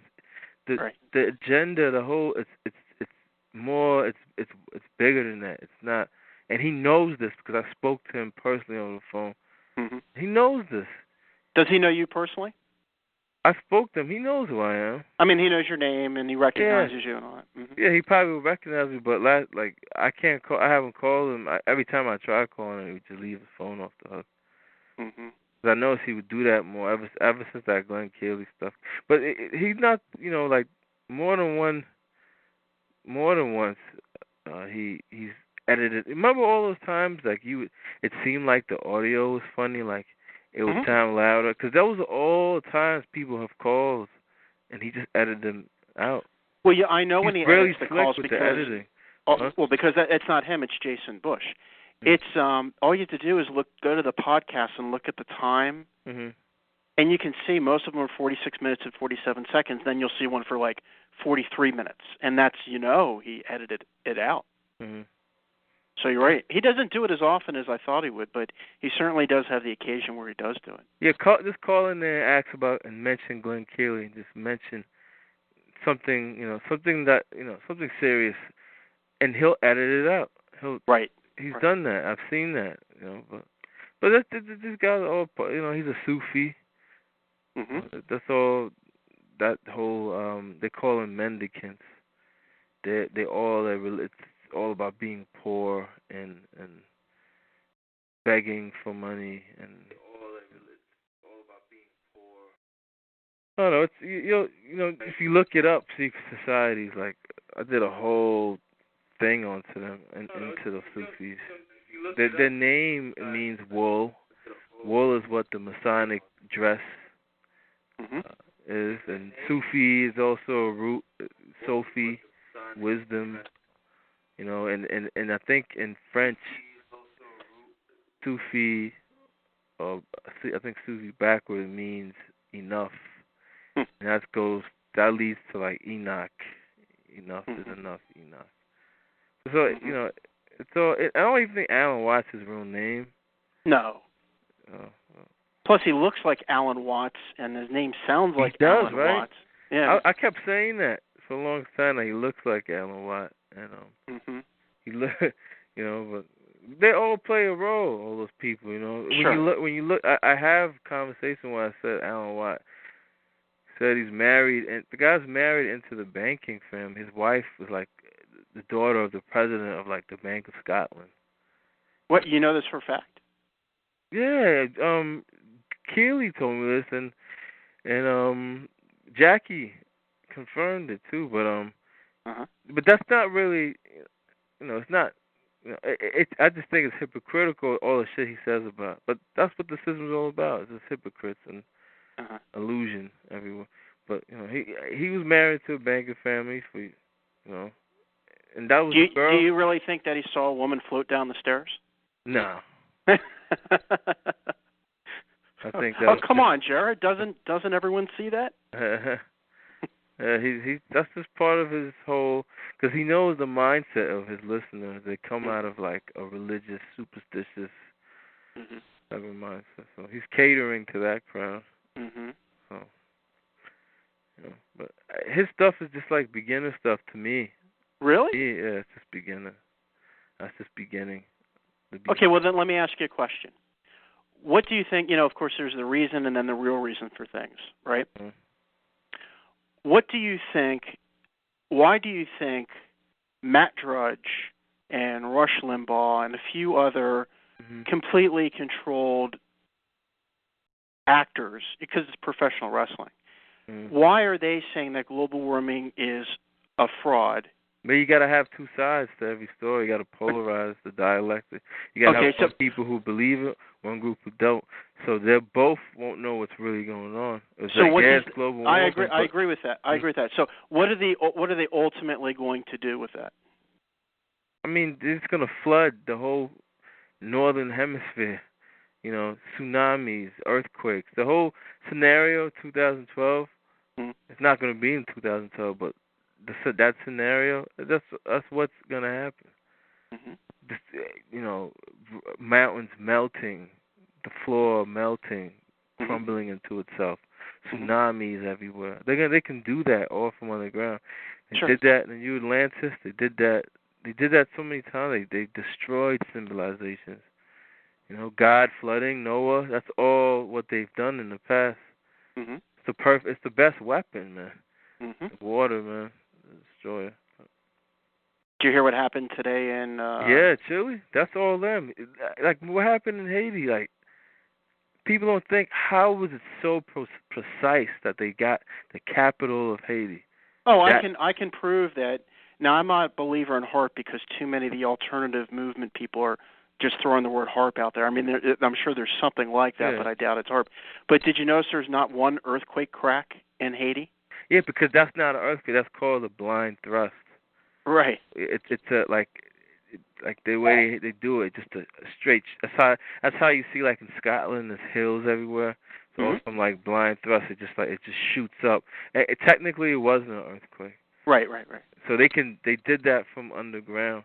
Right. And they can, and I don't know how they what really I didn't really look into the story what happened. I heard it was like something about a tsunami who be coming too. Yeah, but that was all scaremongering because they got everyone glued to the TV and glued to the internet, and nothing happened.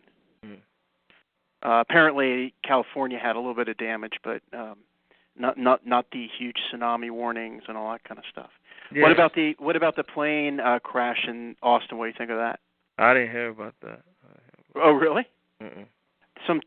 Supposedly a tax protester slammed basically a Cessna into the side of the IRS/FBI building in Austin, Texas. And it literally blew up half the building. I mean, it's the most ridiculous story ever heard. It was all over the news? I'm sorry? It was all over the news? Oh, my God. Yeah. And, of course, where did it happen? In Alex Jones's backyard. And, by the way, just about every single alternative show, every alternative radio show is based out of the 512 area code. Now, what a coincidence that is, huh? Yeah. Well, they're all, those guys are all. That's why me personally, I don't listen to alternative media. I do my own research. Like, I don't need them to tell me. Because from what I found over the past year, researching on my own, things that they never even tell me. Things you mean investigate because research, right? Yeah. Yeah. It's already been done for you. Yeah. So I'm just everything I'm learning has been learned before. Everything's written somewhere. And tell me who these amazing sounding ladies are on the call, because unfortunately everyone I talk to at my site, Truth in 7 Minutes, that's what the 7, truthin7minutes.com, are all guys. I have no women who are awake to this stuff. So it was because the system's all against it. The women are the main enemy. But how did you do it? I mean, it sounds like you got someone who knows what she's talking about. Is she still there? Yeah, I'm still here. I don't know the other ones. The other girl was talking too, so I don't know which one you're talking about. Great, my God, 2 women who are awake. That's like I'm in La La Land right now. That's great. Well, I don't know. I think I thought about it a long time ago, so it's not new. It's just that maybe because I studied history and there was a lot of unanswered questions, and I just didn't think things were the way that I was told they were. That's all. And then I started my own research. I did come across, of course, Alan Watt and Alex Jones and all those people because obviously eventually, come to that. Oh, sure. And what is your opinion on Alex Jones and Alan Watt now? Well, I mean, I never did like Alex Jones, so I can't really, I listen to information because sometimes he had links to articles and things like that certainly, were good. But I just never liked him, so that I just always felt it was just my own feeling. It wasn't really based on anything except I just didn't like him. You mean you don't like being scared to death 24/7? Right. Yeah. That and it's just some of the things he does, and I know people who've been involved and with him, and it's not been a good experience. Let's just say. So, and what about Alan? What about Alan Watt? Well, Alan was different because he was one that you thought was kind of giving you a lot of the truth because he was. I mean, he was kind of putting a lot of the pieces together that weren't there. Oh yeah. My only problem came with I did find out about Glenn Keely a long time ago. But I didn't really research him a lot. I just came across his information, read it, but I didn't really have time to go into research about it. But then when Alan teamed up with Alex Jones, I really felt that was, for me, there isn't any reason to team up with Alex Jones. No, especially when you heard him on Jackie Petrus say that Alex Jones was a joke, basically, and I'm being nice. I mean, he was really vehemently against what he had to do. Yeah. He was very against him originally, and so for him to come about face, I thought, well, that's kind of strange.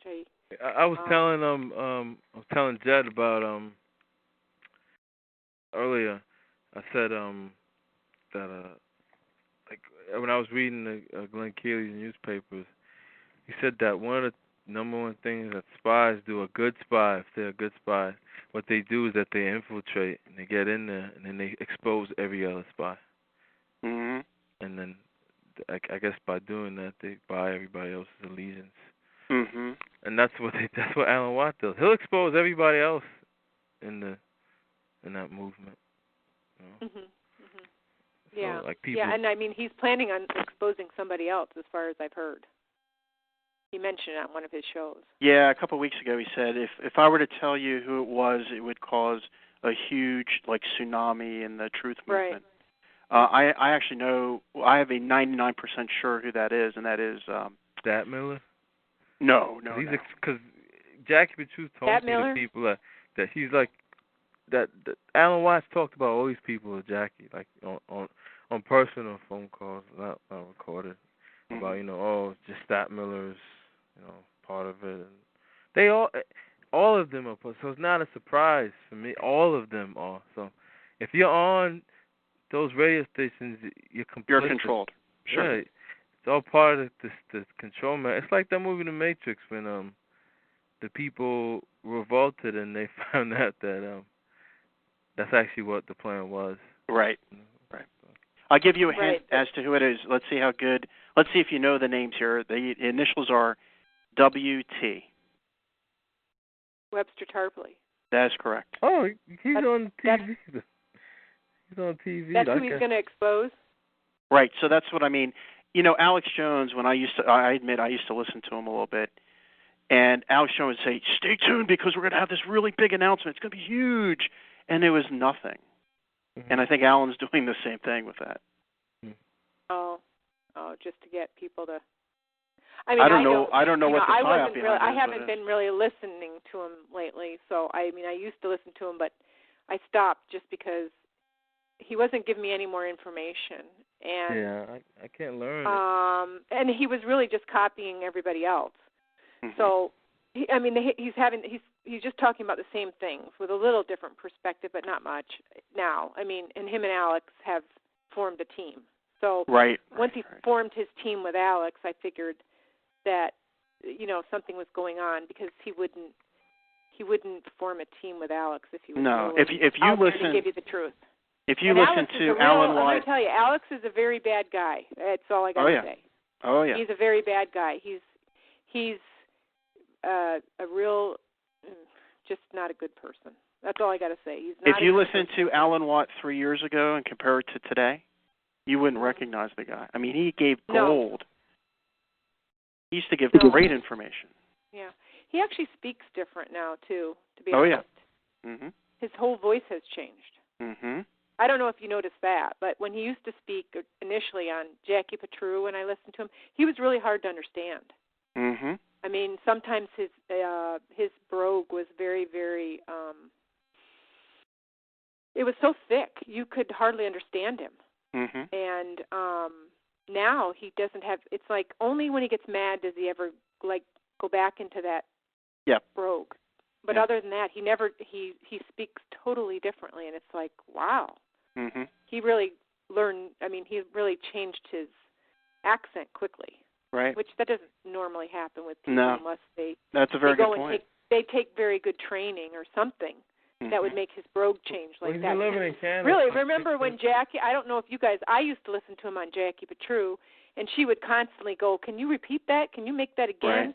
Right. What is that word? And then she'd have to ask him about 10 times what the word was.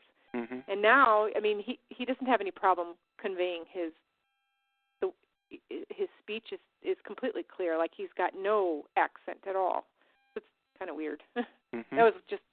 That's just another thing I noticed. But no, that's true. I did notice that too, and it is very, very quick transition to be able to do that in 3 years. You're right. Mm-hmm.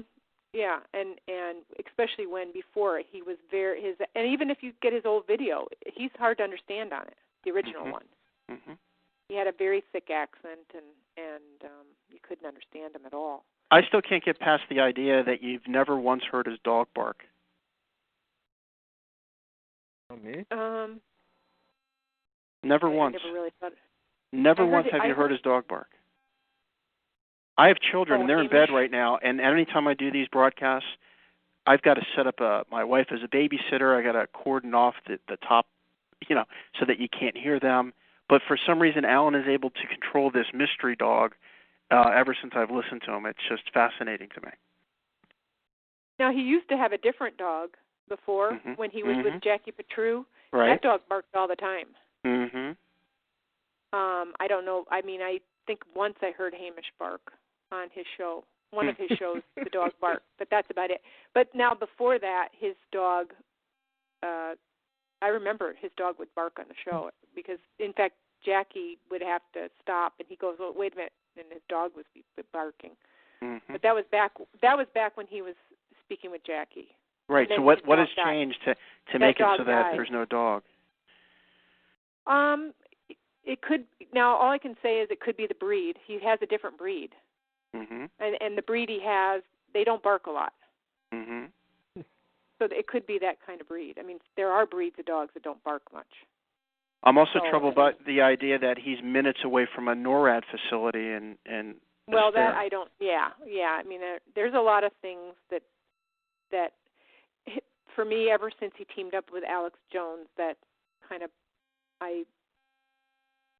before that I listened to him, but I was doing more reading for quite a while, and I tried not to listen to shows too much, but when I realized he was really teaming up with Alex Jones, that bothered me because I do not like Alex Jones, and I already know who he is, and I don't think he's a good person. That's all. I agree. And there's nothing. I mean, I can't tell you one thing that makes me feel that way, but that's just my. I have had other people that have had dealings with him, and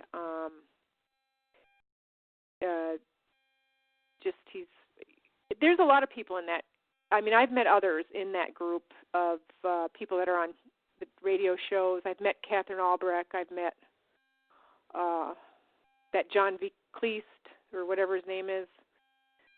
He was on the Power Hour. Mm-hmm.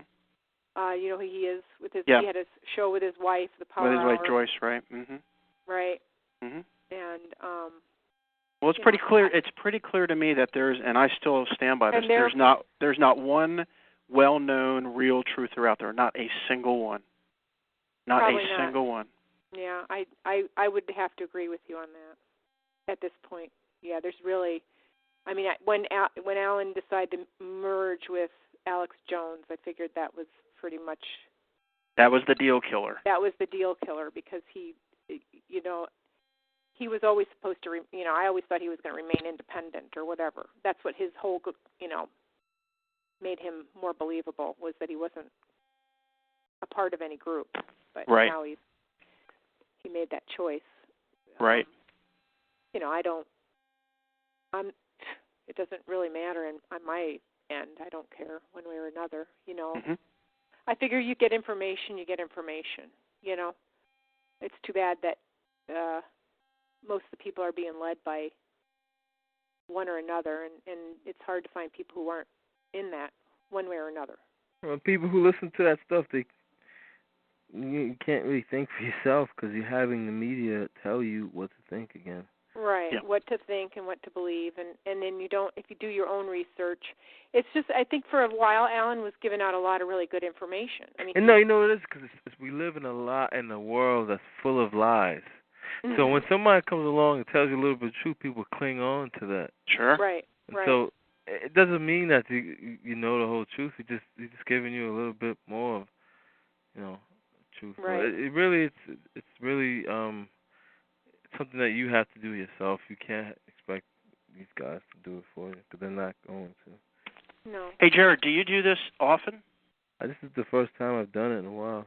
Okay, good.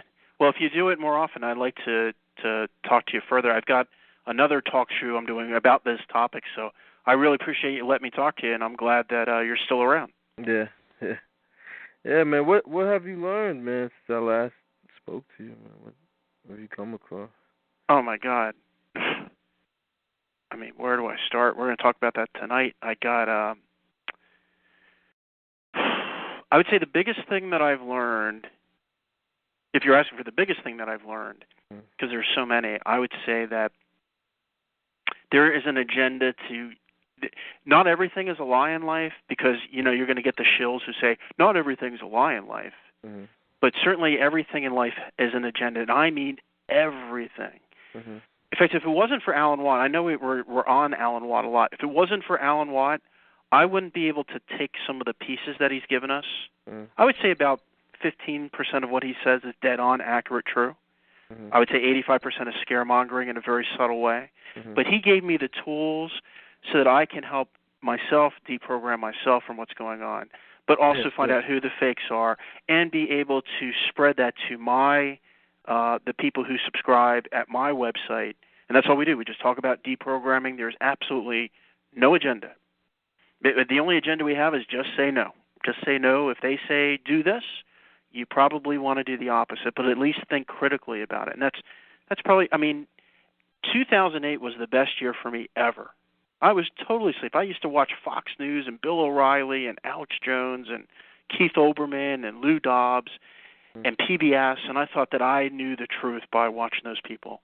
Mm-hmm. And that's the thing. Truth is like an onion. The further you get deeper into the onion, you're just like, I know nothing. I'm so humbled, man, because you don't know nothing. Because that's what it's all about. Like, it's the more you know, the more you find out you don't know. More. Yeah, you have to learn more. You gotta. But real quick, getting back to Alex Jones, then I have to run because I promised to be on there at 10. Alex Jones says it's the bankers that rule the world. Anyone who says it's the bankers who rule the world are completely either duped, which I highly doubt, or just distracting us big time. The bankers don't rule the world. It goes much, much, much higher than that. I was actually given 5 names of families that do not, they're the only families that are well known that don't have a Wikipedia page. These families, right, I was saying before, they just hire slaves. They all focus on the elite, but the elite are just like a model of what they want people to like work towards, like the lower classes. They're just as enslaved as anybody else. They're expected to marry into these families, expected to do all these type of things. Oh, they're killed off. They kill off those people all the time. They're so controlled. When you have money, the money's not yours. Really, it goes to that top at the pyramid.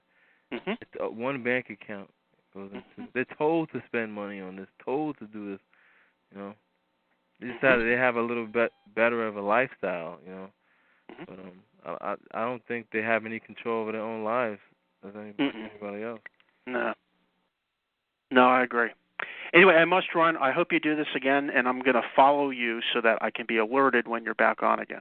All right. Take care, Jared, and good talking to you both. All right. Okay. Bye-bye. Bye-bye. Right. Yeah. Who was that guy? That's Marcus. Oh, okay. All right, well. Yeah, Nozo said it goes deeper but not high. It's low. It goes lower. I was gonna say that. It goes lower. It goes underground. No. And they tell you, man, like this. I'm amazed, like how they just rub it in my face, of how they say it. No, it's this machine that runs it. Like they talk about man versus machine, or machine. The machine. It's a machine. They're actually talking about the how. The how. It's not a. People think it's the system. And yeah, it's the system, but it's really how they're talking about. And that's why they say, in the land of the blind, the one-eyed man is king. The one-eyed man is Hal. That's the eye of God that Masons sit under in the temple. The all-seeing eye, Horus, Ra. You always see that in mythology. There's always something with one eye. A guy with one eye. Cyclops, Polyphemus. Yeah, Polyphemus in the Odyssey. The one eye of Thor. Hal with that big red eye. It's the computer that they're talking about. It's the all-seeing eye of this computer because it sees everything. Because it's all linked to everybody. Like Alan Watt would talk about, this is we're all gonna be in this hive computer with this brain chip.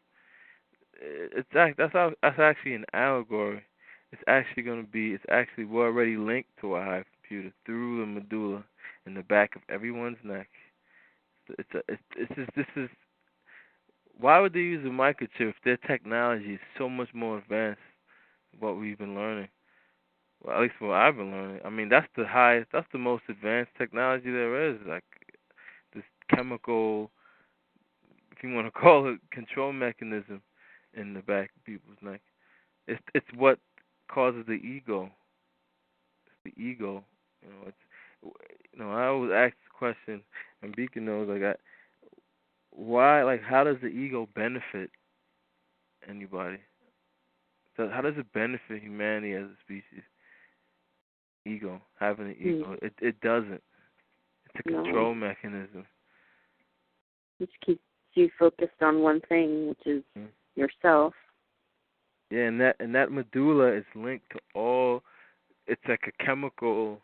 It pulls the reins basically on all the chemicals in your body, like when you're happy, when you're sad. It controls all of that. So like you'll feel depressed. That's all the medulla, and it blocks you from accessing intuition. It's in your spine, and in your spine you got gray matter. There's gray matter in the skull, in your brain, gray matter in your spine. And that gray matter is all the old lessons that you've had, like past lives, whatever. It's all old lessons since we were worms and eels and fish, whatever, evolving.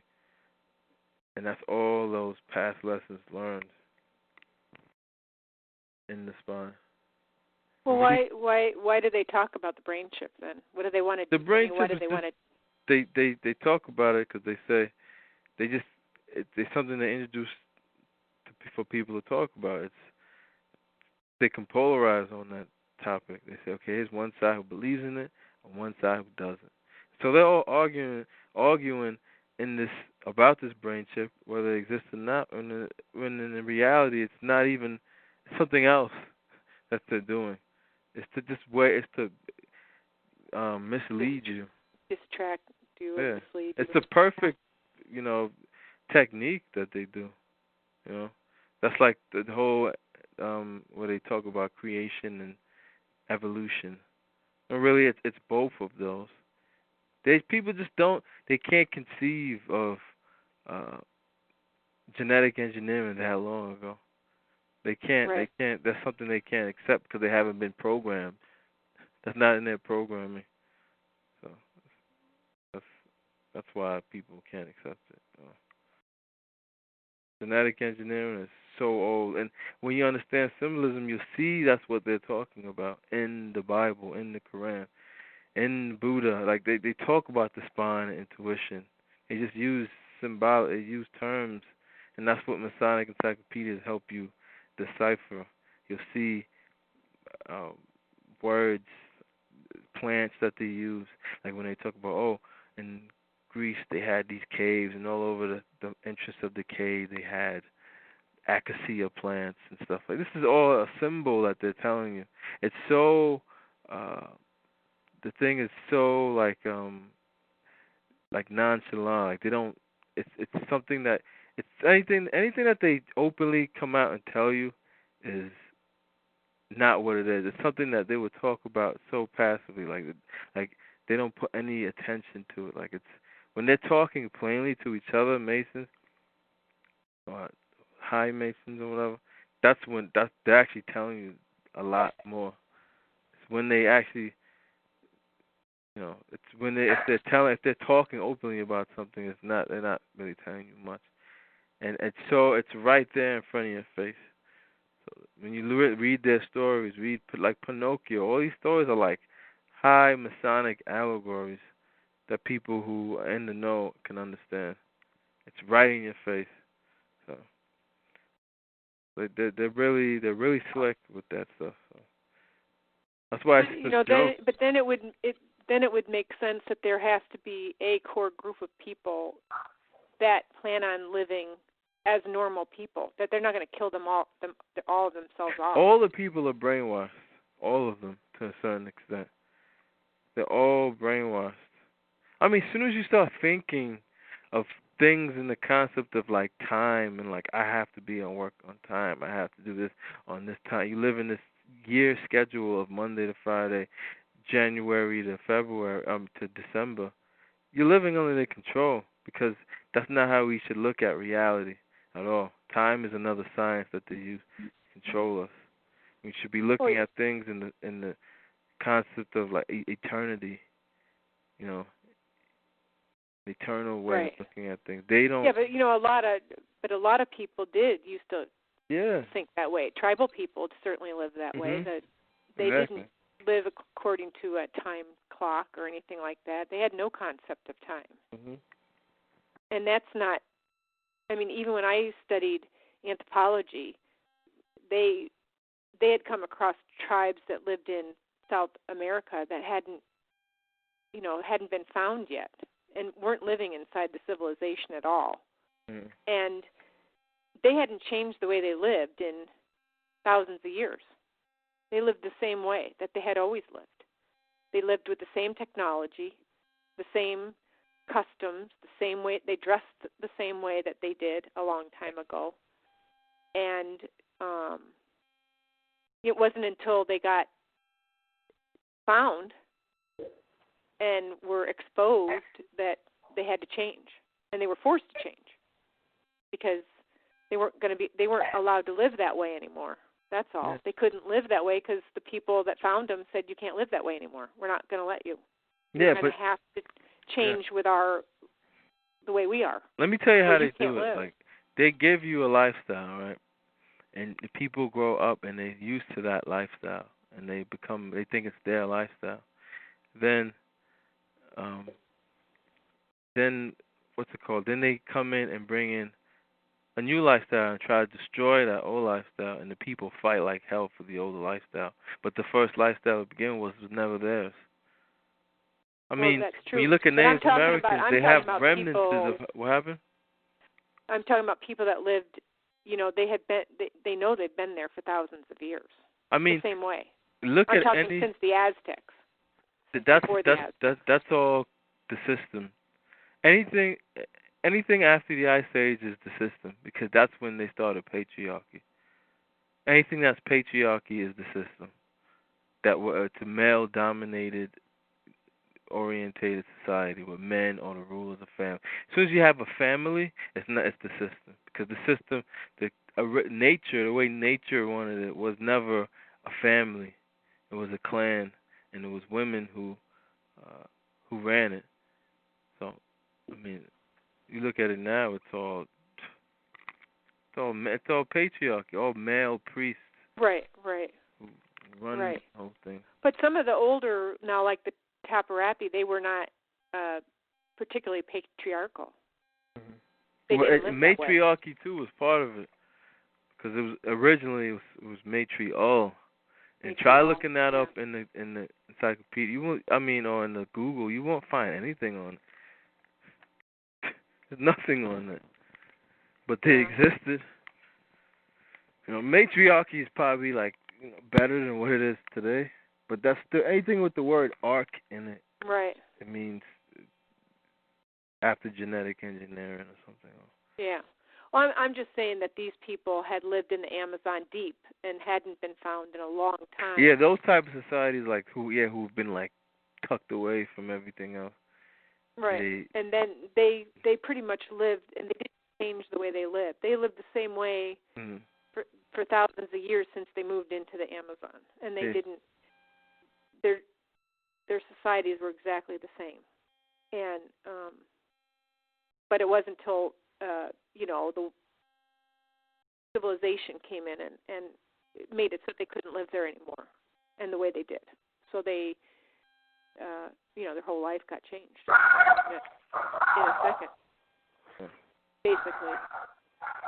But I asked him, why are they,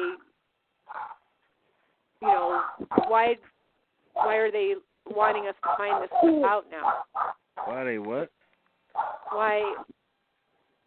Why are people like Alex Jones and them out? Why do they want you to find out some of this? They didn't need to. Nobody would have even probably talked about it much. Look how many people, those guys, I really don't look at them as much of anybody. I don't know, there's a lot of attention, you're putting a lot of attention to them. But look at all the people who listen to that stuff. Most of them, 98, 95% of them will never find out the bigger picture. They'll just stay in that same mental maze, mental masturbation of just talking about what goes on the news. Oh no, I understand that, but I wondered if some of it was.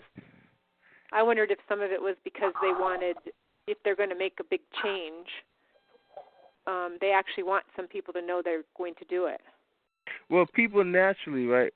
Human beings are naturally supposed to question things and learn. That's what the meaning of life is to learn. It's ever since the first quark that started the Big Bang and became, and was an atom and formed the Earth. This is all learning. This is a learning process that this first quark was doing. And that's what every animal does. It's learning. From the very beginning, it's learning about surviving. And they know human beings will do this, so they control that. It's a controlled learning that they're giving you. It's not real learning, but it's controlled. It's what they want you to learn. So, they know they catch people at all angles, because they see the times are changing. They're changing. The whole system is shifting. So yeah, but they're changing it fast. I mean, yeah. So they have these people to cover the past. Right, but my point with the Taparapi was to try to show that under a natural circumstance, people don't necessarily change or do anything differently. They might be learning about their environment and exploring it and just living where they are, but they don't necessarily change, and they weren't necessarily moving into a different technology or doing anything differently. They were living exactly the way they had. They hadn't changed. I take it from my point of view, like from my lifetime, the changes are astronomical. It's so much change that it almost overloads you. You can hardly handle it. Because how many it's people like living a totally your different age life. who notice those changes? Well, probably not a lot. No. Well, I mean, I think they notice them. I mean, I think they say, wow, it's, they just think it's neat. I think it's like a natural evolution. Right. They think it's natural that we're going, we've gone from, like I said, I had a black and white TV. Heck, my mom never. I mean, they didn't get a radio until she was in high school, and she didn't even have a refrigerator until she was in high school.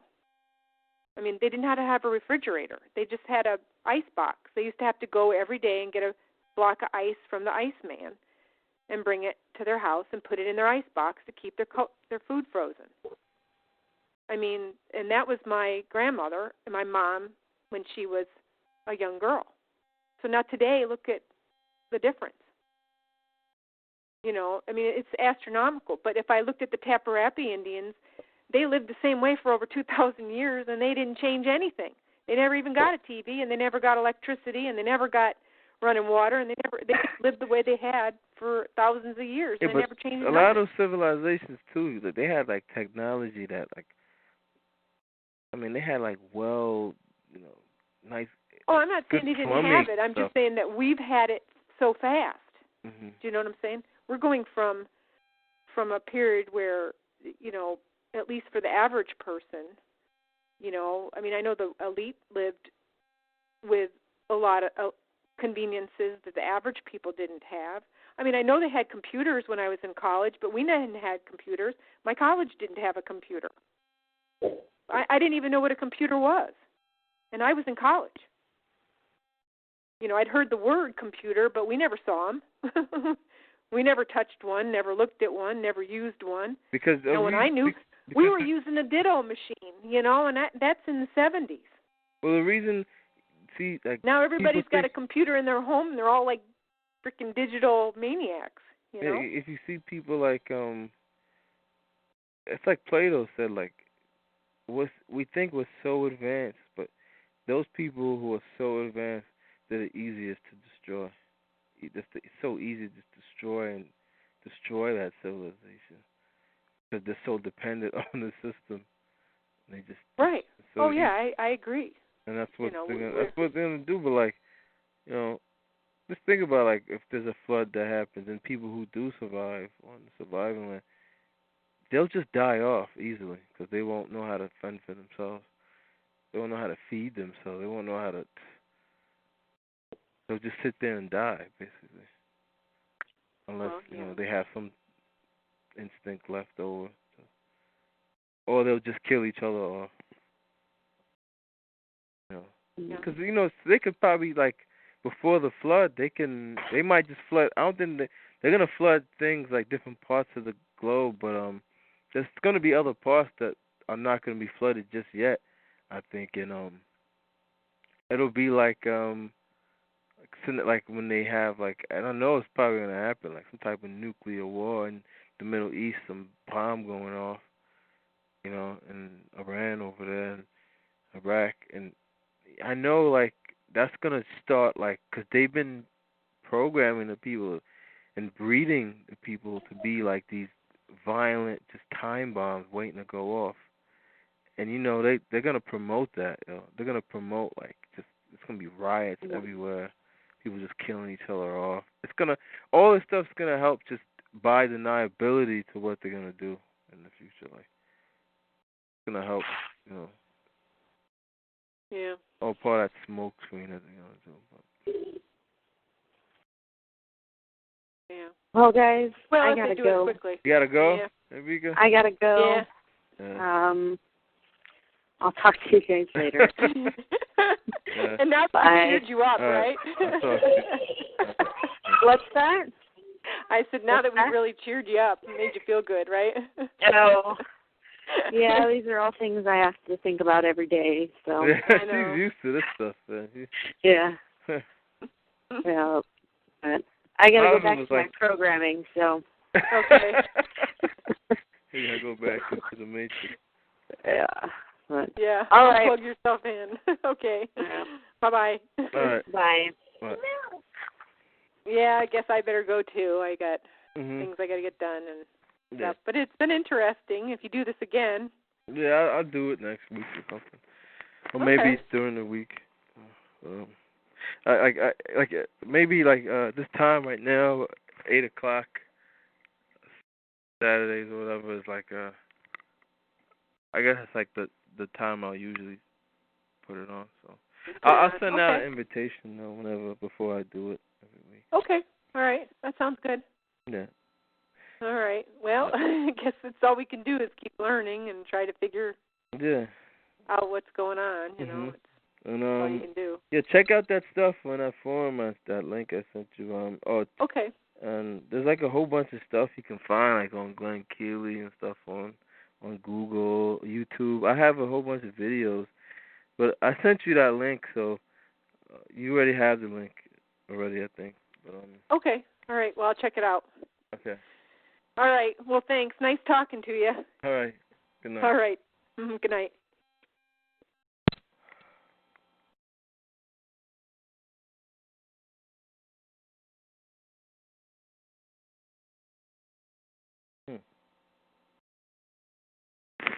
Just me.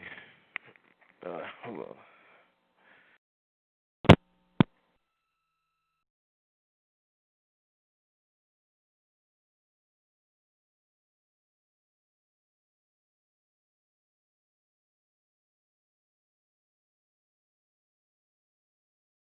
Call.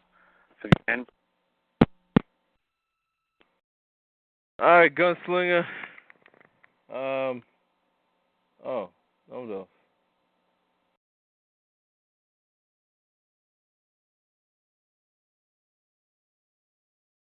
Dana.